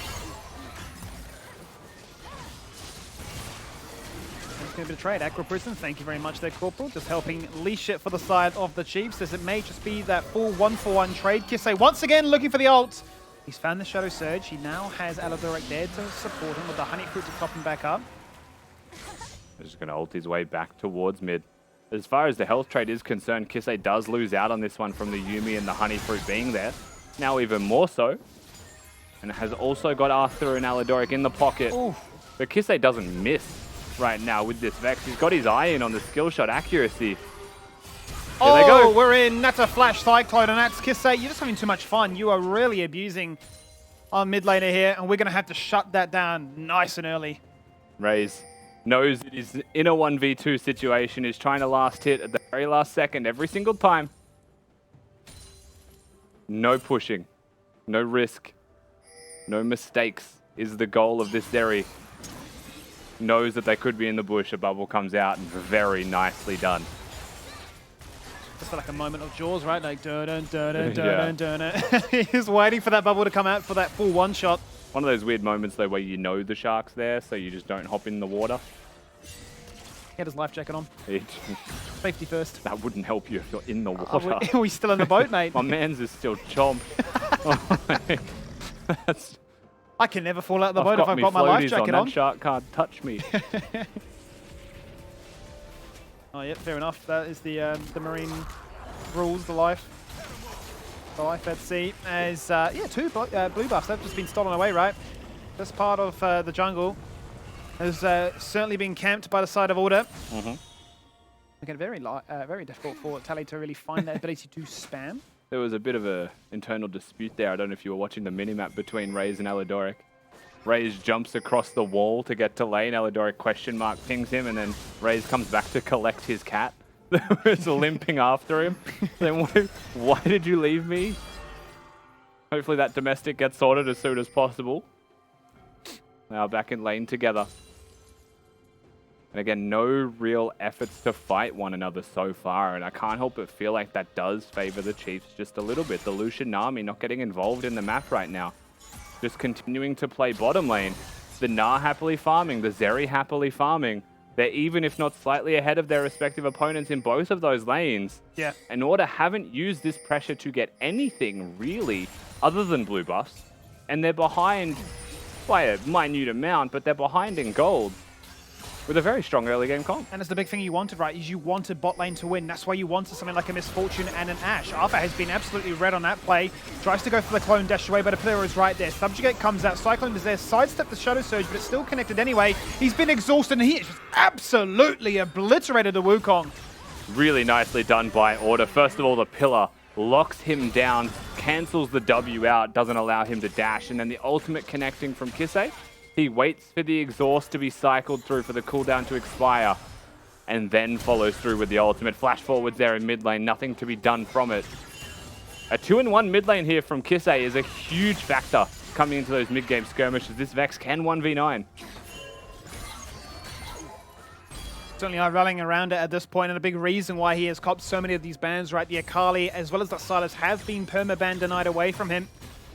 The Sylas far too strong for what it offers. Ooh. Bot lane is where we're fighting right now as the fight does break out, and both of the carries are very, very low, but the Lightning Crash active is still there, just at a range of Corporal, getting in range with the speed now. They are zooming, looking for the kill. The sidestep on the Acro Prism just out of range now, and that Extendo Beam is not going to connect, as the TP was burnt just to try and protect him in the bottom lane, but in order to say, well, we'll just summon the Herald mid. Yeah, they'll get the charge off in mid lane while that skirmish was happening bottom as well, and while the bubble misses, it does still force Chiefs to kite back. Option B was to flash over it if they wanted to go for those kills, but I don't think they particularly mind. They know they out-sustain this now with the fight going so well for them. They're going to stay. They're going to continue to push. They've got the Vamp Scepter on Raze as well as the Yuumi to heal. And a free lane is what we're seeing in bottom lane. Gale Force done now, so kill threat increases for this Lucian Nami. And you are still looking at Gale Force, you know, into the second item and seeing the Lucian Nami planted in mid. That is definitely a point where they are at their strongest.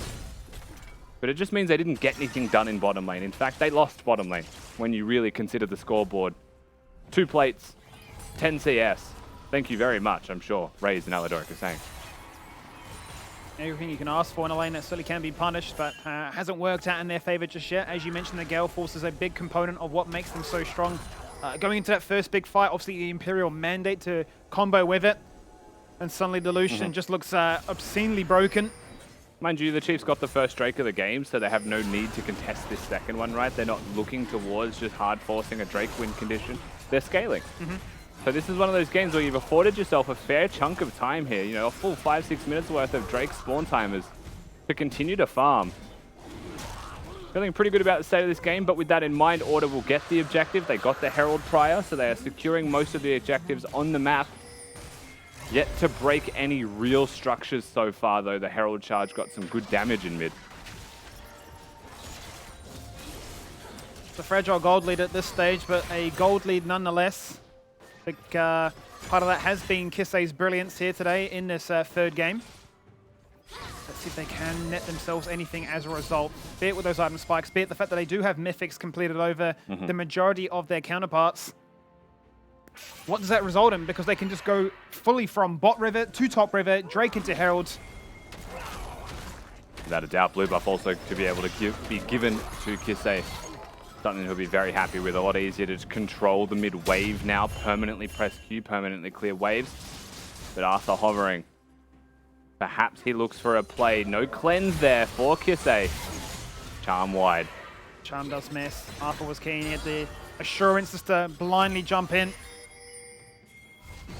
You respect the hustle though, right? The charm hits, maybe it's a different story, but that's not the first time, and seemingly won't be the last time that Kisei just outplays by a simple sidestep. A flashless Vex just casually lists to the right, charm goes wide, and Order will afford themselves a very free objective now with a very nicely timed map flip. Chiefs, though, are not playing for the Herald. They're playing for a top play if Order take the Herald to go top. That they certainly this are. Is a counter They've read them like a book. Pum has received the Tidecaller's blessing. A lot of damage goes on towards Tapoon. The tidal wave goes out, but he says, I'm not alone. Here's Aladoric, here's Arthur, here's Raze as well. We've set the trap. It is a trap. You've been compromised. Koppel's dead, and Puma can thankfully run away. They've lost vision, so they won't overchase themselves. They know that Order are strong. They've just claimed that Herald. They've got that one and done. They're gone. Yeah, super nicely done by the Chiefs. They set the mousetrap, and just the unsuspecting victim wanders in thinking that well, wow, Topoon's overextended here. They fall for the bait, and they get themselves the fish. Puma going to survive, however. And realistically, just the one kill, so it is not massive. It's not a massive advantage, but it's a really nice hard read once again. As this time around, the charm does connect. But a Trundle to hover with a Herald to be summoned. Skimmy does feel like we are just going to lose our first turret here, sooner or later, in mid. Looking like the case. With plates gone, though. I don't know if Godot really wants to try and hard force that one in the mid lane. I'll look to try and break a far more healthy one, be it in the top side instead. Given that is where your two bot lanes are planted right now. Hovering, but ultimately just resetting instead. Yeah. And it's a different build this time, right, from the Ahri. Last game was the Leandries. This time it is the Everfrost. It is the more utility spec that we've come to know. Looking like he's going to go for the Zonia second as well. Not committing to something like the Shadow Flame, unless he leaves that at just the stopwatch, right, and starts building towards the Hextech Alternator now. Order going to continue to push this top wave. Chiefs showing and clearly playing the map out like they weren't going to contest top regardless. Fukudo choosing not to stay up here, choosing not to summon that Rift Herald, is instead going to reset at the same time as Kisei. So they will deploy and be as strong as possible simultaneously. Question is how they choose to play now, right? If you're looking at actual lane assignments, Chiefs with a more standard mid-game setup. They've got the Zeri planted in mid lane. They've got Tally in a side lane. Until Spellbook, no teleport, but Ghost to get out. You want to play towards sides at this point. But I think the way Order have to play with their Lucian top lane is very predictably around that Lucian, where Chiefs can kind of choose the side lane to play towards.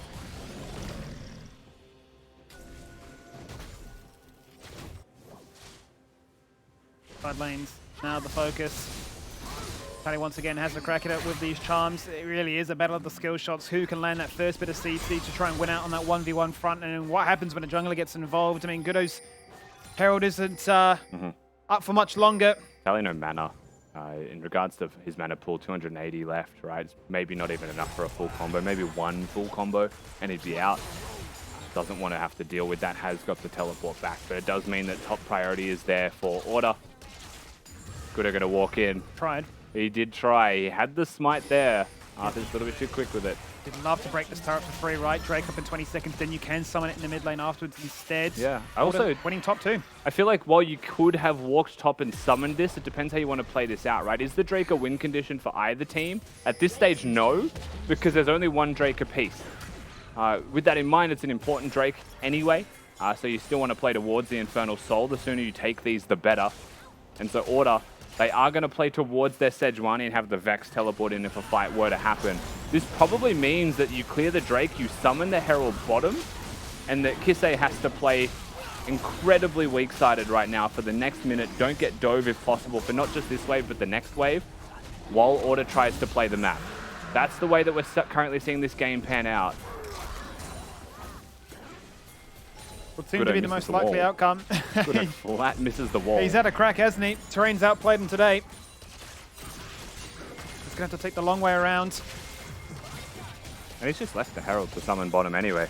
Teleport's going to be coming in mid instead. Big flank, isn't it? It's a wraparound onto Raze, but look how fast they are. I mean, a dash across the wall into a Shirelia's. There's no way that deep TP was really finding its mark. So they will break the turret bot lane, but ultimately it's just going to be traded for a turret, or most of the turret in top lane, actually. Full turret not going to be confirmed. And the net result is still positive for Order, right? When all's said and done, 2 items done for their ADC as well. And I think correct lane assignments have been found from them. In saying that, the teleport being used by Kisei to no effect does change a little bit on the way that they'll be playing this game out. A bit more emphasis on protecting their mid laner. Top Moon is a loose unit, isn't he? He's just losing to the turret, isn't he? He's having a go at it. It's worth noting, though, Order for the first time this series have got the gold lead, right? Usually around this point, we've seen Chiefs up with a commanding 5k lead. Is netting the fact that Order have a much stronger bot lane. They do have the push and the pressure that Kislei's been emitting in mid lane too. Hence why he has the most gold in the game. He's been vacuuming up CS, kills, as well as those plates. I mean, you could look at this whole game and say the Kisei effect, he is the X factor of the team. He has the variance and upside to be able to do things like this to the best of our league. Sometimes he will just solo kill you. Sometimes he will just be able to win the game solo. But he still has a strong team around him this time. It's not that he is the only win condition for Order. Their team fighting is still really good, but they are close range. They do still need to work by moving forwards. And we haven't really seen Chiefs strut their stuff against it just yet. 2,000 gold lead, not going to be enough to win a game. We will have to see a 5v5 as these teams go head-to-head. Slowly coming to a 2-item spike where we're looking for that big fight. So here we go. Shrellies is on final chapter, looking to try and land as many people in place. They have managed to skirt away from it. Sally went across the wall to make sure that after that one, there was another charm waiting to lock down that crucial target. Order great on the disengage. Pretty hard to lock down a Lucian. For what it's worth, he only used the dash, has Cleanse Flash and Gale Force to still get out. They get nothing from him. Not going to stop the recall of Tally, who was just a pixel away from that pillar of filth. Outer turret's gone, Skimmy. So this is the point where games get a little bit harder to play. You got to stretch a little bit deeper into the enemy jungle to find vision control, to find picks, to find what you're after. They're looking at Arthur. Certainly are. Once again, he's been the focus, but he has managed to beat the pillar with a dash across nicely. The line games of which spell will be used first. And protecting Kisei, like stated, right? The teleportless Vex needs to be protected to going. We're in. Pumice is in so much trouble. He's a big one-shot. Biopemp tried to pretend to be a Time Kench for a second, but he can't offer him any protection. In another case, he chucks out the Glacial Prison, but Puma blinked and he missed it. Gale Force and Cleanse used, but no chance to even flash. They're quite simply locked down by the Chiefs. Very nicely done by Arthur. Had Aladoric on top of him as well to maximize the damage output that they both put down. Puma dies with the flash up, but did use his dash and Gale Force and just tried to get out, but couldn't get it done. Charm connecting, really nice damage. But they do still have the wave clear to persevere. And quite simply, the Lucian auto attacks the turret and dies. And that's really where the mistake lies, is they don't know where Chiefs are. They don't wait to find out where Chiefs are. Instead, they attack the turret, they get punished, and they lose a structure bottom as well. Spoon's been down here for such a long time whilst Order were hovering and protecting Kisei in a 2-lane approach topside. Spoon was just single-handedly opening up the map to give them their first turret of the game, to go back to base, to continue to flourish, to be 2 items now with the Black Cleaver complete. That just really now starts to unlock the potential for a Wukong and a Zeri to 1v9. 2,000 gold becomes 1,000 gold, right? And even shrinking below that. Chiefs starting to swing back that gold. Turn it from a disadvantage back into their favor. Still, Order will be able to control this mid-wave. Still, Order will be able to set up for the objectives first this time around. And a much improved game state for them for sure. Still remains as they're able to clear out all of the wards. Topu no teleport. He's going to have to play more front to back. Is close to Mega though. And it feels like we're about to get our first real fight of this game. He's crammed it quite nicely. Once again, cycled it into a Gale Force, into just absolute destruction. Puma the first one dead again. In we go with that Shadow Surge. Kisei's hunting for a reset. He couldn't find it. That's that one killer punch. That's a zap across the wall. But our Chiefs are flooding him with pressure, with attention. And ultimately, Arthur is on a rampage. I mean, Arthur's just insane today. Yeah, this Wukong is just finding angles that no one else can find. Constantly getting picks, constantly finding the bottom lane of Order. That is the place that is being very actively exploited here, back-to-back times. And I can't help but feel like I didn't see where the rest of Order were. There was a Trundle and a Sejuani somewhere else. They can't keep tabs on the Chiefs. They can't track the Chiefs. Had the inline track on that Dragon. Chiefs as a group just pushed on through with control wards and said, we're going to replace that vision with our own. You're split, you're separate. That's the easy dash engage. We'll see it again. Don't have wards. They're standing in a choke point without any priority in mid lane, so they don't know where the Chiefs are. And again, that's just basic vision control from the Chiefs, right? That's the reason they're able to win in the second game, is they just had better control. So close to getting raised here just quietly, and Kisei again. He really does try to turn this ship around, but the play had been made, and the Chiefs with no hesitation, they know when to pick their fights, they know when to turn it on. And twice now they have found Order slipping up. Big moment in this game. Back-to-back fights where they found a pick onto the Lucian as that initial target, as the only target. The Kickstarter fight. A big swing of gold. Chiefs coming into their own now. They've weathered the storm of the early game. They're fast approaching 2.5 items. It's suffice to say, I haven't really highlighted this too much.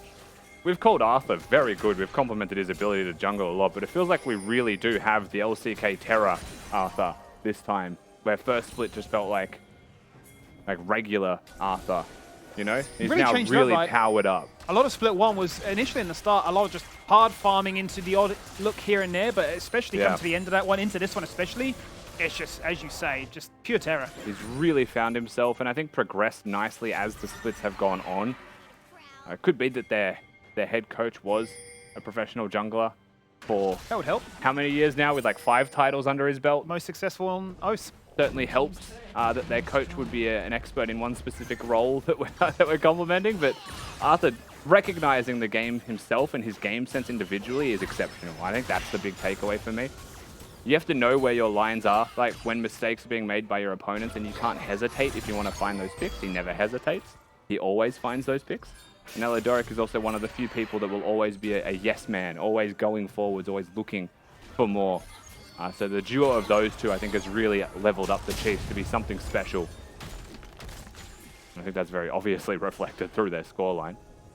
Right now on the precipice of a 3-0, and on the horizon of actually getting to DreamHack Finals without dropping a single game. You just can't write a narrative like this, can you? Incredibly hard to achieve. But they are certainly making it easy. Matched on turrets now, 3-3. Chiefs with a 3k lead as well. That really is the magical number in a game 3 as we look to try and close things out. Order, they've had a strong point in that mid lane. Because they tried to 1v4 in that previous fight around the Raptors. But he still had the staying power. You have to believe, right? At the end of the day, it is still a Lucian Nami with 3 items complete on the Lucian. A big fight around a Baron or potential soul point fight. Given that we are 2-2 apiece, there's always a world. Infinity Spikes for both ADCs definitely something of note right now. The difference between mid laners is that Kisei isn't quite at the 3 items himself, but otherwise should be there relatively soon. You're expecting at least before this Drake, Kisei should hopefully get to that 3rd item, right? So that all carries can be as powerful as possible on the map. Is stuck a little bit by himself though in regards to farming, so doesn't have the safest space to find himself. And how we set up for this Drake is definitely going to be the question when all eyes go towards the Baron buff. And Chiefs finally finding themselves with a moment to push forwards and clear some wards out. They're not going to get everything, but they'll get enough. They will be spotted in this bush, however, so the cheese won't work a 3rd time. That certainly won't. Gearing up for that one big final punch in this game is what it feels like. Only one summoner is what we're waiting for. Kisei's flash will be up in time for that potential Drake fight. Few interesting items to talk about. Stopwatches across the board for the top half of Chiefs draft, starting with Tally with the Zonies complete instead. Mikhail's Crucible as a second item rush now by the Yuumi. That cleanse is going to be invaluable for the amount of CC, a Sejuani, a Vex, even an Army too. Again, Arthur just hovering, just waiting in the wings. He's going to find an angle again. Remember, if Puma goes directly right from here, it's where he was caught last time. Boomerangs will spot Topoon, however, and Biopanther is going to walk in first. Again, the way that you want to realistically execute this is by clearing vision in that choke point, but also playing the mid wave before you walk in there.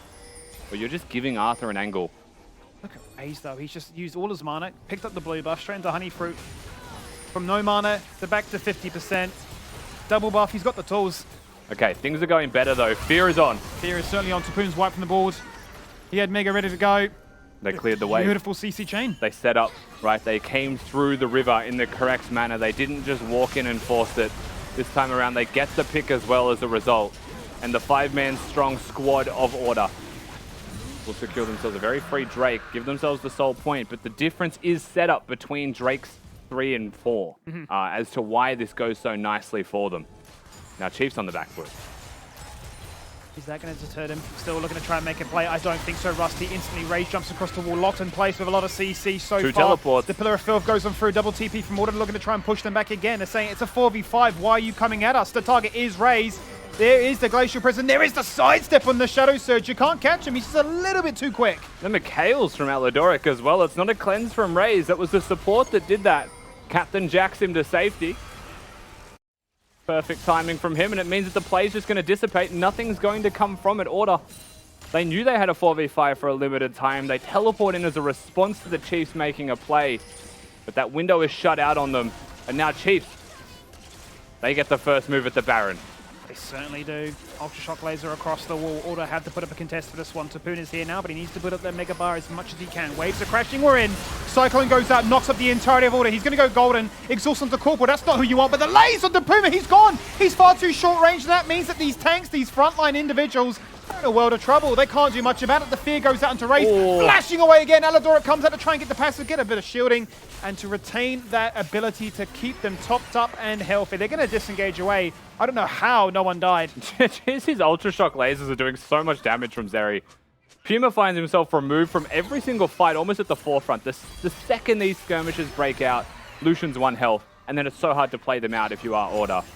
With all said and done, though, they still navigate really nicely on an individual level beyond not having their Lucian there to get out with their lives intact. And at the same time, Raze with a really nice flash to dodge out on Sejuani ultimates. They had no Mikhails available this time, right? So the follow-up second engage back-to-back could have worked wonders for Order. Everyone just kind of steps up mechanically and just refuses to die. They certainly do. As close as it comes there in that little exchange. Once again, multiple blinking health bars, but no team really willing to try to make that highlight montage play. A fragile 2K lead that has remained that way for what feels like now 10 minutes. With the Baron continuing to be an alluring target to try and force that next team fight. Okay, so they are going to hit this one. Blue Trinket confirms that it is being done. Already half HP. Chiefs, they're coming into the area. Orders seem like they're committing to this, but they really want to turn. Eyes on Vex. Shadow Surge goes out straight off, and that's a 3-man fear. That's unbelievable. That's enough to try and find this fight initially, but Arthur can disengage away. Glacial Prison goes out, doesn't find a success thereafter. Tally's rushing in on the side. Tally's compromised.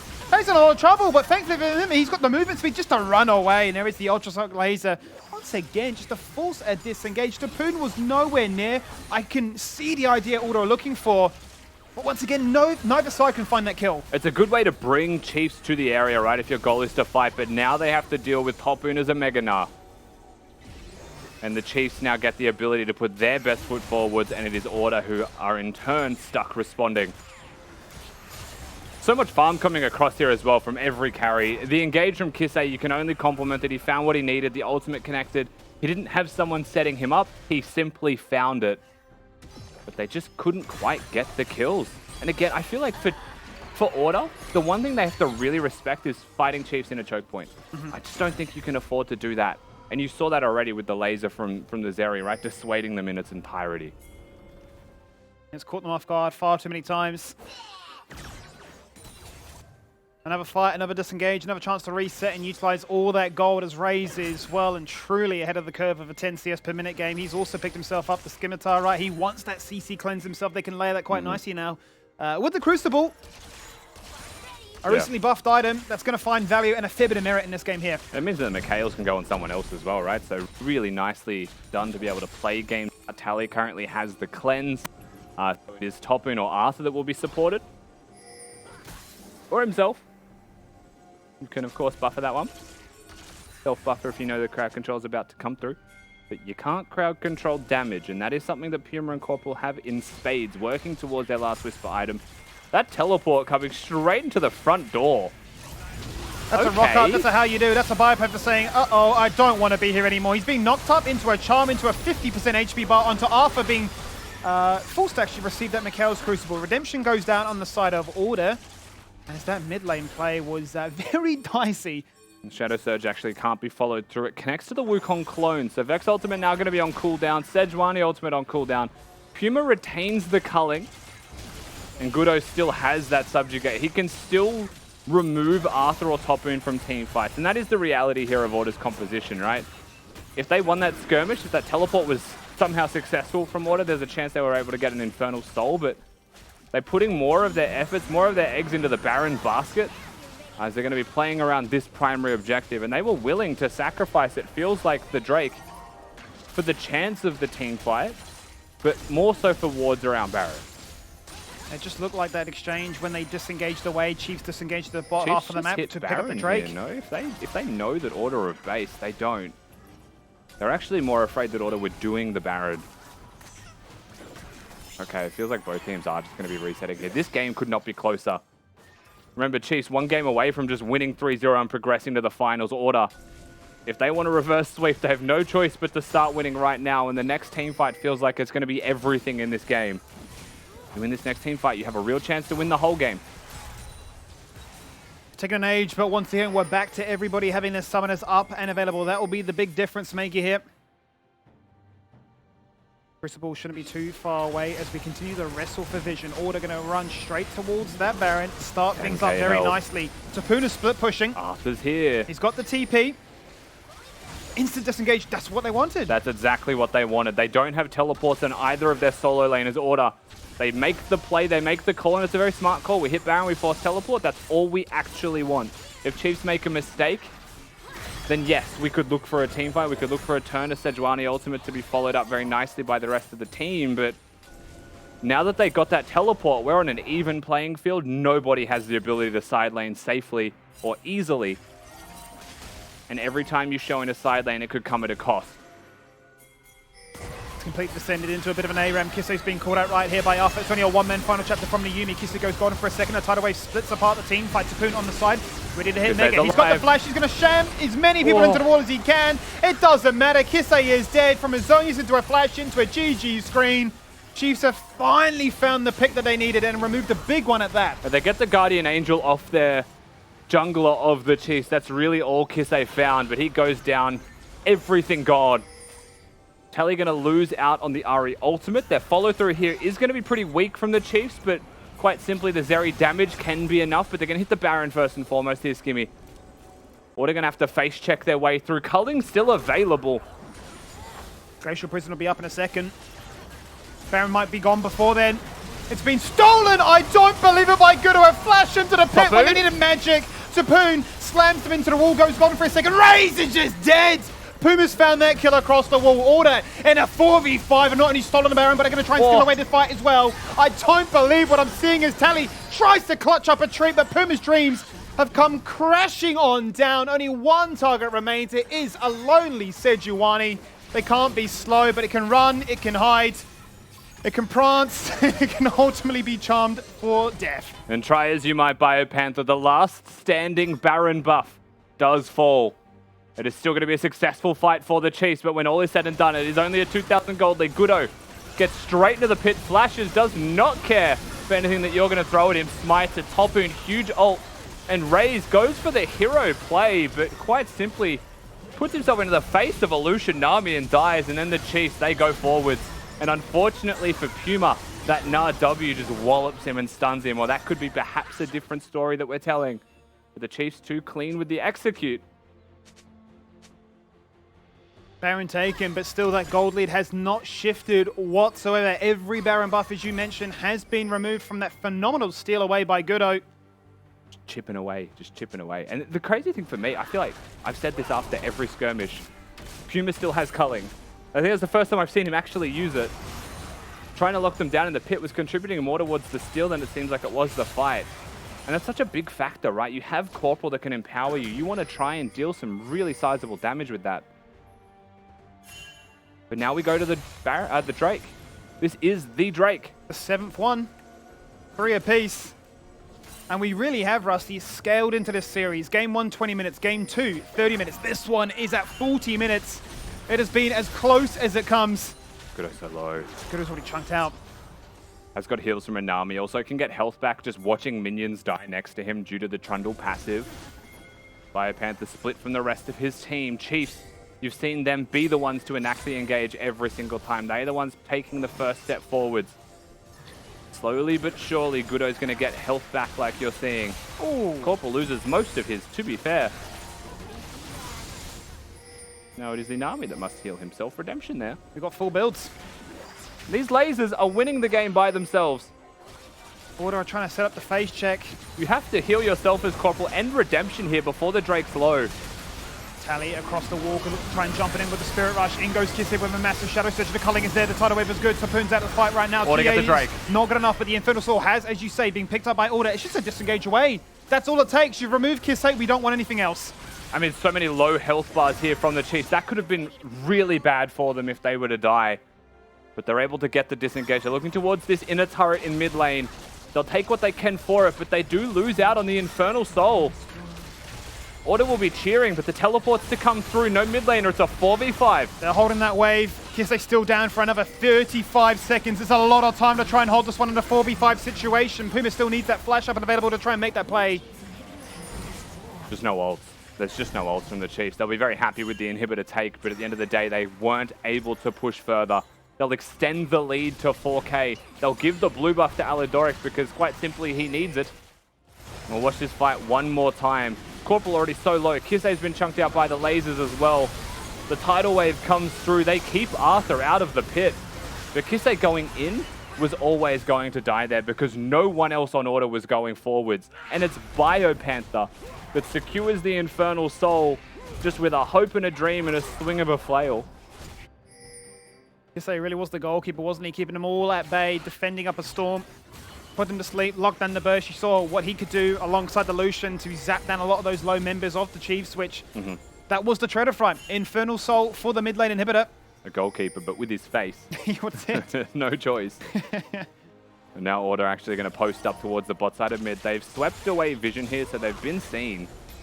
And again, very difficult to lock down a Zeri and a Yuumi.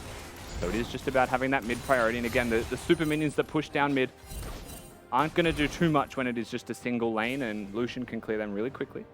Order playing the game around their bot in a tower right now. Chiefs want the engage angles, but I think at this point that Infernal Soul does equalize the gold difference pretty successfully here. Yeah. 3 Infernals to be clear with the Infernal Soul. That is so much damage bonus. Like close to 20%, just flat damage there to talk about. Yeah, with a Vex that has a Death Cap build and a Lucian that's full items. I mean, they are gonna one-hit. Oh, for sure. You make a single mistake, you lose. Chiefs now, I want to say on the back foot, they still have so much strength, but I think they really have to respect their opponents. And it comes down to one team fight. That's where we're at. 43 minutes in. Anyone makes a mistake, the game could end. Map rotations of the utmost importance here. Biding your time. That's not the target you're after. Raise. As he stepped a little bit too far here, Blast Cone. Thankfully for Bio gets him out, doesn't it? Had the dash. I'm sure he would have been able to find safety and at least had the team in his pocket, and the rest of the Chiefs weren't really there. Game's getting really tense. It is starting to build up. Neither team willing to take any crazy risks. Topoon has been stuck. Topoon is in so much trouble. Has to flash away. The culling is burnt. But that was the only ultimate used. Jay preserved, but flash burn. Proper stuck on a pillar there. They might even see him basing. They're not going to. Gonna get up. It has no teleport. and Order know that he should presumably be in base. Kisei just going to face tank a boatload of damage. And Order have not swept deep vision.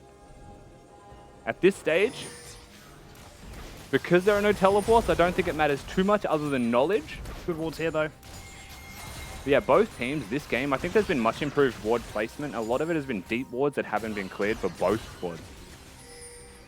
They were really hedging their bets on somebody from the side of Chiefs stepping up and getting picked upon. Poon rocks back up to where we received a fair bit of pain before, and they remind him once again what they can do. Bio jumps in, that is the Glacier Prism. So Poon's locked in CC, straight to the Afterlife with that G. Arthur was exhausted, he's jumped on in with the Cyclone, there is R2. A cleanse comes out, Tully's there to try and back him up right now. Exhaust onto Puma, he can't do it all on his own, but Raze is completely untouched. It's a Zeri moment as he just jumps in and evaporates the dreams of Order. That is all you need. That is the quadra kill. That is the ace. We don't do pentas, but we do Frios. And Hope's absolutely shattered. Order with an Infernal Soul cannot go toe-to-toe with the Chiefs. Chiefs are just way too good on the day. They certainly are. The perfect split starting to really become the perfect season. 24-0 and straight to DreamHack's Grand Finals. 3 very different games from them as well. Game 1 was a stomp. Game 2, like you mentioned, 30 minutes strong. They still were in control and never really in doubt, and it was a shutout, but of a different style. Game 3 shows, again, backs against the wall, perhaps in a losing situation, perhaps in a game state where they're not comfortable, that they can still scale, they can still hit late game, and they can still take those 5v5s, and individually, they are just so good. Raze, I think, on this Zeri pick is an absolute terror, and has single-handedly done so much damage to Order's squad that they cannot deal with that. They certainly can't, and I am really cut out to try and pick an MVP. You've had so many standout performances, but it's just so phenomenal how this series, as I mentioned on the cast, has just become a case of an extra 10 minutes here, an extra 10 minutes there. Who would be favored in the late game scaling? We saw Order be favored against PGG, but on this case, Chief said we can match you pound for pound. Look, the real question is, did Raze hit 500 CS? That's what I'm waiting to see. I missed it at the end because, of course, he gave up on the CS and then started killing a couple of bloody champs instead, and very much almost got that penta, but again, I wouldn't say it was stolen. It was a great quadra, as well as the ace straight into the bloody end of the game as well, especially when Order was starting to push Chiefs on the ropes for a little while there, and then all of a sudden one false step and Order lose the game. So bit of a rough one, but look, a much better performance from Order, all things considered. However, as you already mentioned and harped on about, which is something that we're used to hearing on the LCO, Chiefs still undefeated. You know, Mac, I think LCO Split 2 might actually continue without a single penta throughout the entire split. I cannot believe that, but congratulations to Chiefs for making it to the LCO DreamHack Grand Finals. We will see you in Melbourne, but this was a great series from the boys. We saw the flexibility, we saw all of them play different range champions where they're able to really showcase what they are made of. And especially in this lane, I really enjoyed just the Zeri pick throughout all these drafts, where even in the very last game, I believe Lucian Nami actually wins against Zeri Yumi, especially in the early game when you get that Trundle pressure in that bot side. And we did see that Trundle pressure apply when he was forcing the Wukong off his blue buff at level 3. However, when we saw the laning phase, we didn't see that clear priority from the Lucian Nami. I believe they were 0-4-0 at one point, so that's just not what you want from a very powerful duo. But, you know, at the very end of the day, Chiefs was just better in form. Have a look at that. Aldadoric actually had 100% KP as well that game. Wow. So He did 12k damage. Also 509 CS for Raze. You got 509? That's there you what go. I saw at the end there. That has to be a record. I'm pretty sure it was 480 something as the last one, or 450 something. Who's damage? By the way, that's huge. And look, yeah, damage out the wazoo, just poking with the, what is it, super light beam, hyper light beam, the zap? ultra shot laser, ultra shot laser beam, shock, ultra shock laser jet, like the Kiwi on ultra ML laser. Tiki-Toa. Yeah. Tiki-Toa beam, yeah, beautiful. Tiki-Toa beam. By the way, look, crazy gold graph this game as well. Order having a decent lead for a little while there, but then every single time they put a foot in the wrong position, Chiefs just punished them and got straight back in the game. Yeah, we did see that Chiefs had a very good early game where they were ahead in objectives. However, Order just managed to sneak in a couple of dragons where they made it to Dragon Soul, and they even stole that second, was it second Baron? Yeah. They even stole the second Baron from Gudo flashing in. However, they did lose the fight because Tapoon got a really sick 3-man ulti, which turned the tides, but I think Tapoon on Gnar is probably his best champion and should be a classic for the DreamHack Finals. You reckon? Yeah. You reckon that's his best? I think it's his best. I think it's definitely a safe pick because he can get in, can get out. Yeah. By far his best. Yeah? By far his best. Iconic, It's his mate. most comfortable pick. He'll always play it and he'll always do well, even in counter matchups. He's Well, just that good on it. Look, I've got an opinion that matters just as much as yours, Rusty, and it's the man of the hour, pretty much. Good pivot. I'm sorry. We got Rays on the line, is what I'm trying to say. Rays, quickly, talk to me. Is Gnar Tapoon's best champion? He's got another really good champ, but yeah, that's like definitely one of his iconic champs, for sure. Another one, he's not leaking any secrets, but I'm not you know, leaking we anything. need to know, is Zeri your best champion? Because we get to see you play Zeri 3 times back to back, and you did extremely well, especially in that last game. Yeah, I think this Zeri champ is like, everyone hates her because her W is just like monster broken late game, and I don't know, I think she's definitely the best AD carry in the game. They banned it 5 times against Praetor, but then like they left it up 3 times against me, so I don't know. And I've been leveling E second when you're mid to max W, so I was trolling like the entire split until now. Oh, I don't know why they didn't ban it. There you go. Now, quickly, congratulations. You're locked into the grand finals already. What are you going to do with your Friday at DreamHack? Because of course you'll be down there, right? Yeah, I don't know what the schedule will be like, but I would like to watch the games in person. Definitely, like whoever makes it, Kanga, Order, or I mean, Order are already there, so between Kanga and Pinsnet, it'll definitely be like exciting to watch in person. And it is going to be our first LAN in a while because of COVID. So what have you missed most about a live audience and just a crowd being at an esports event? It's like just playing on stage, I like definitely excel as a player, and it's definitely like a different atmosphere. Hearing the crowd like go wild after you make like a really good play, but like sadly I have a pretty bad stage win rate, so I would like to turn that around next week or next 2 weeks. Rays, not only are you undefeated, do you know what record you broke today as well? CS per minute? Probably, but also just the general CS record, 511 new record. So nice. Big congrats. That might be worthy of the Dare MVP. Do you think you deserve it today? I like that first game I flashed in, and this game I thought I had so much, so I died again. So I definitely didn't play it perfectly, obviously, but I don't know. Okay, well maybe I deserve it. I'm not that confident about getting it, but we'll take it into account. All right, we'll let you go, Rays. We'll I guess we'll bloody see you at DreamHack. See ya. Awesome. It's weird to say that because it's like literally next week. I know, We'll right? see someone somewhere. Yeah, In this IRL? economy. At LAN? At LAN? Ridiculous. No, look, we did get confirmation during the interview that that was a new CS record for the LCO. 511 CS, you know, that not only is he very damn good at farming, but when he gets a long game like that, when a team finally gets to push Chiefs to the late game, you can see that Chiefs happy just to, you know, set new stats.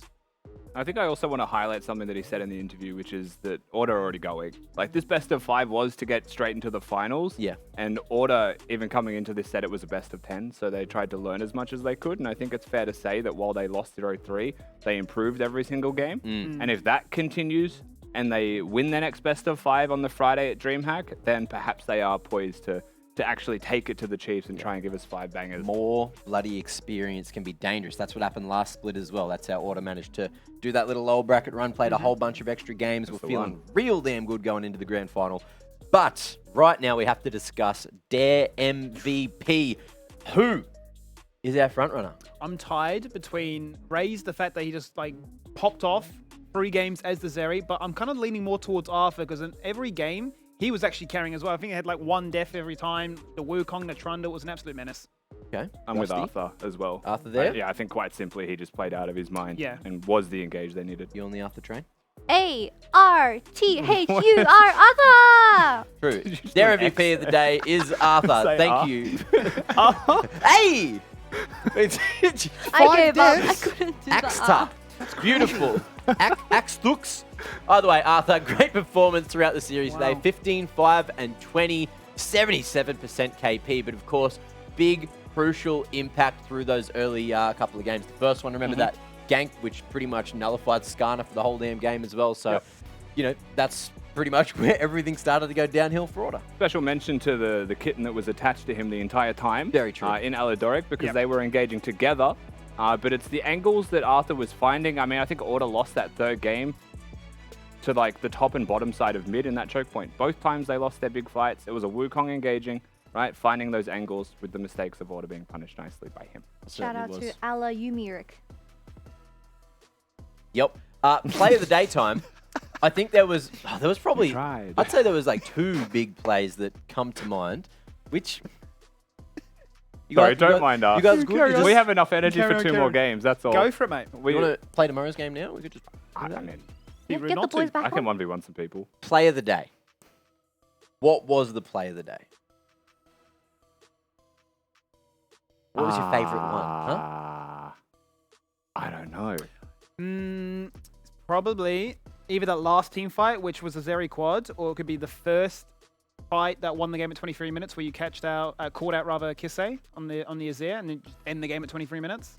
Those are probably my 2 candidates. I like that last game fight. What about when Order stole a Baron, but then someone saved the day? Do you remember what happened there? Yeah. Let's have a look. Let's have a look at what it is. I'm pretty sure it was that one, but we'll just confirm with our eyes. Yeah, it is. So Gudo could have been play of the day just with the smite steal on the Bazza there.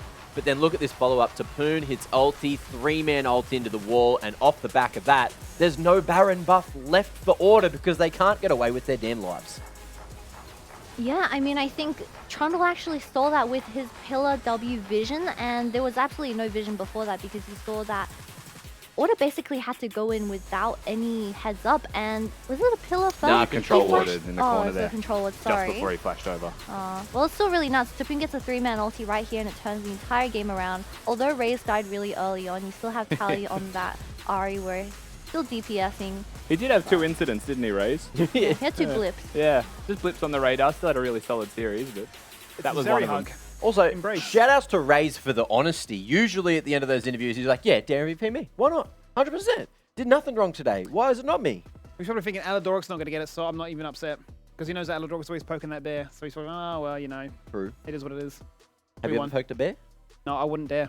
Have you ever looked at a bracket, though? I have, mate.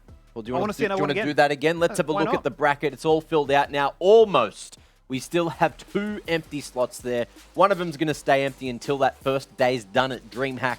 But for now, the place we've got to be looking, of course, is right towards the right side of your screen. Chiefs booking their ticket to the Sunday at DreamHack, straight into the grand finals. Order now down in that Friday game, down in that lower bracket final. And tomorrow's game, of course, still needs to be played to see who's going to be joining Order at DreamHack. That is going to be PGG up against Kanga.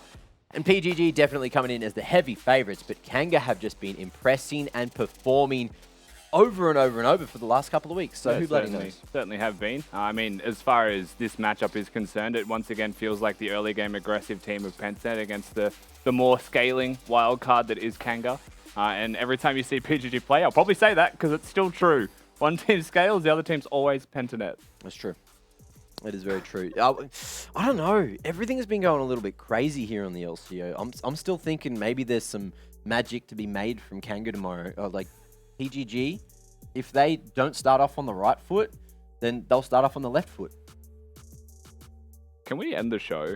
It is actually time to end the show. Did anyone else want to do it today, or are we happy for me to just... You do your thing. You want to get out of here early? I feel like this is What's the time? 3-zip. It's 9 o'clock, not bad. I feel like we haven't been on for long enough yet. Either way, we still got another day of shows. They just want to wave their way out there. Anyway, ladies and gentlemen, thank you very much for joining us on the LCO, delivered by Menulog. We'll see you, New Zealand and Australia, no one else, tomorrow, same time, same place here on the LCO channel. Stay hydrated, stay well, get some rest, and we'll see you tomorrow. Perfectly fine there. Encore, 1-man right up to Kisei. Kisei's just dead. He's flashed away. Wildcrock's on his head. Empress Divine. He's still living. I don't believe it. He's got a shield. The polymorph goes out. Raze in the backline getting one shot here by Vitamper, but ultimately can't do enough. Extendo beam across the wall, and Raze just jumps into action. Look at that shield. It is unbelievable. One next to turret is down. Shaman Toguro, who's forced to point away, fight. barely holding on, but dies to the ignite. That's a 1-for-1 trade. It's finally Kisei finds that first kill in the game. A big shot, then turn it around. Adador missed that grand entrance, but he's found the charm onto Puma. That is a twitch without a flash. Could be very immobile, could be in a lot of pain, but still the damage rains from afar, and Panther and Kisei were peppering as much as they could. Kisei flashing on through, but locked in an animation, and empowered Boulder. They're missing skill shots. He's found it somehow, some way. It feels like we're about to get our first real fight of this game. He primed it quite nicely. Once again, cycled it into a Gale Force, into just absolute destruction. Puma the first one dead again. In we go with that Shadow Surge. Kisei's hunting for a reset. He couldn't find it. That's that one killer punch. That's a zap across the wall. But our Chiefs are flooding him with pressure, with attention. And ultimately, Arthur is on a rampage. I mean, Arthur's just insane today. Hey, look, menu bomb. Well, what a day of the LCO fun we've had. Unfortunately, the fun must come to an end. I, Professor Poo-Poo Head, am here to close the show. I am so sad. Insert losing team. I'm not supposed to read that. Yeah, you could insert losing team. Being eliminated. And I can't wait to let them know my true feelings. Later in my twit longer. Enthusiastic. Keep an eye out. Did it say wigs?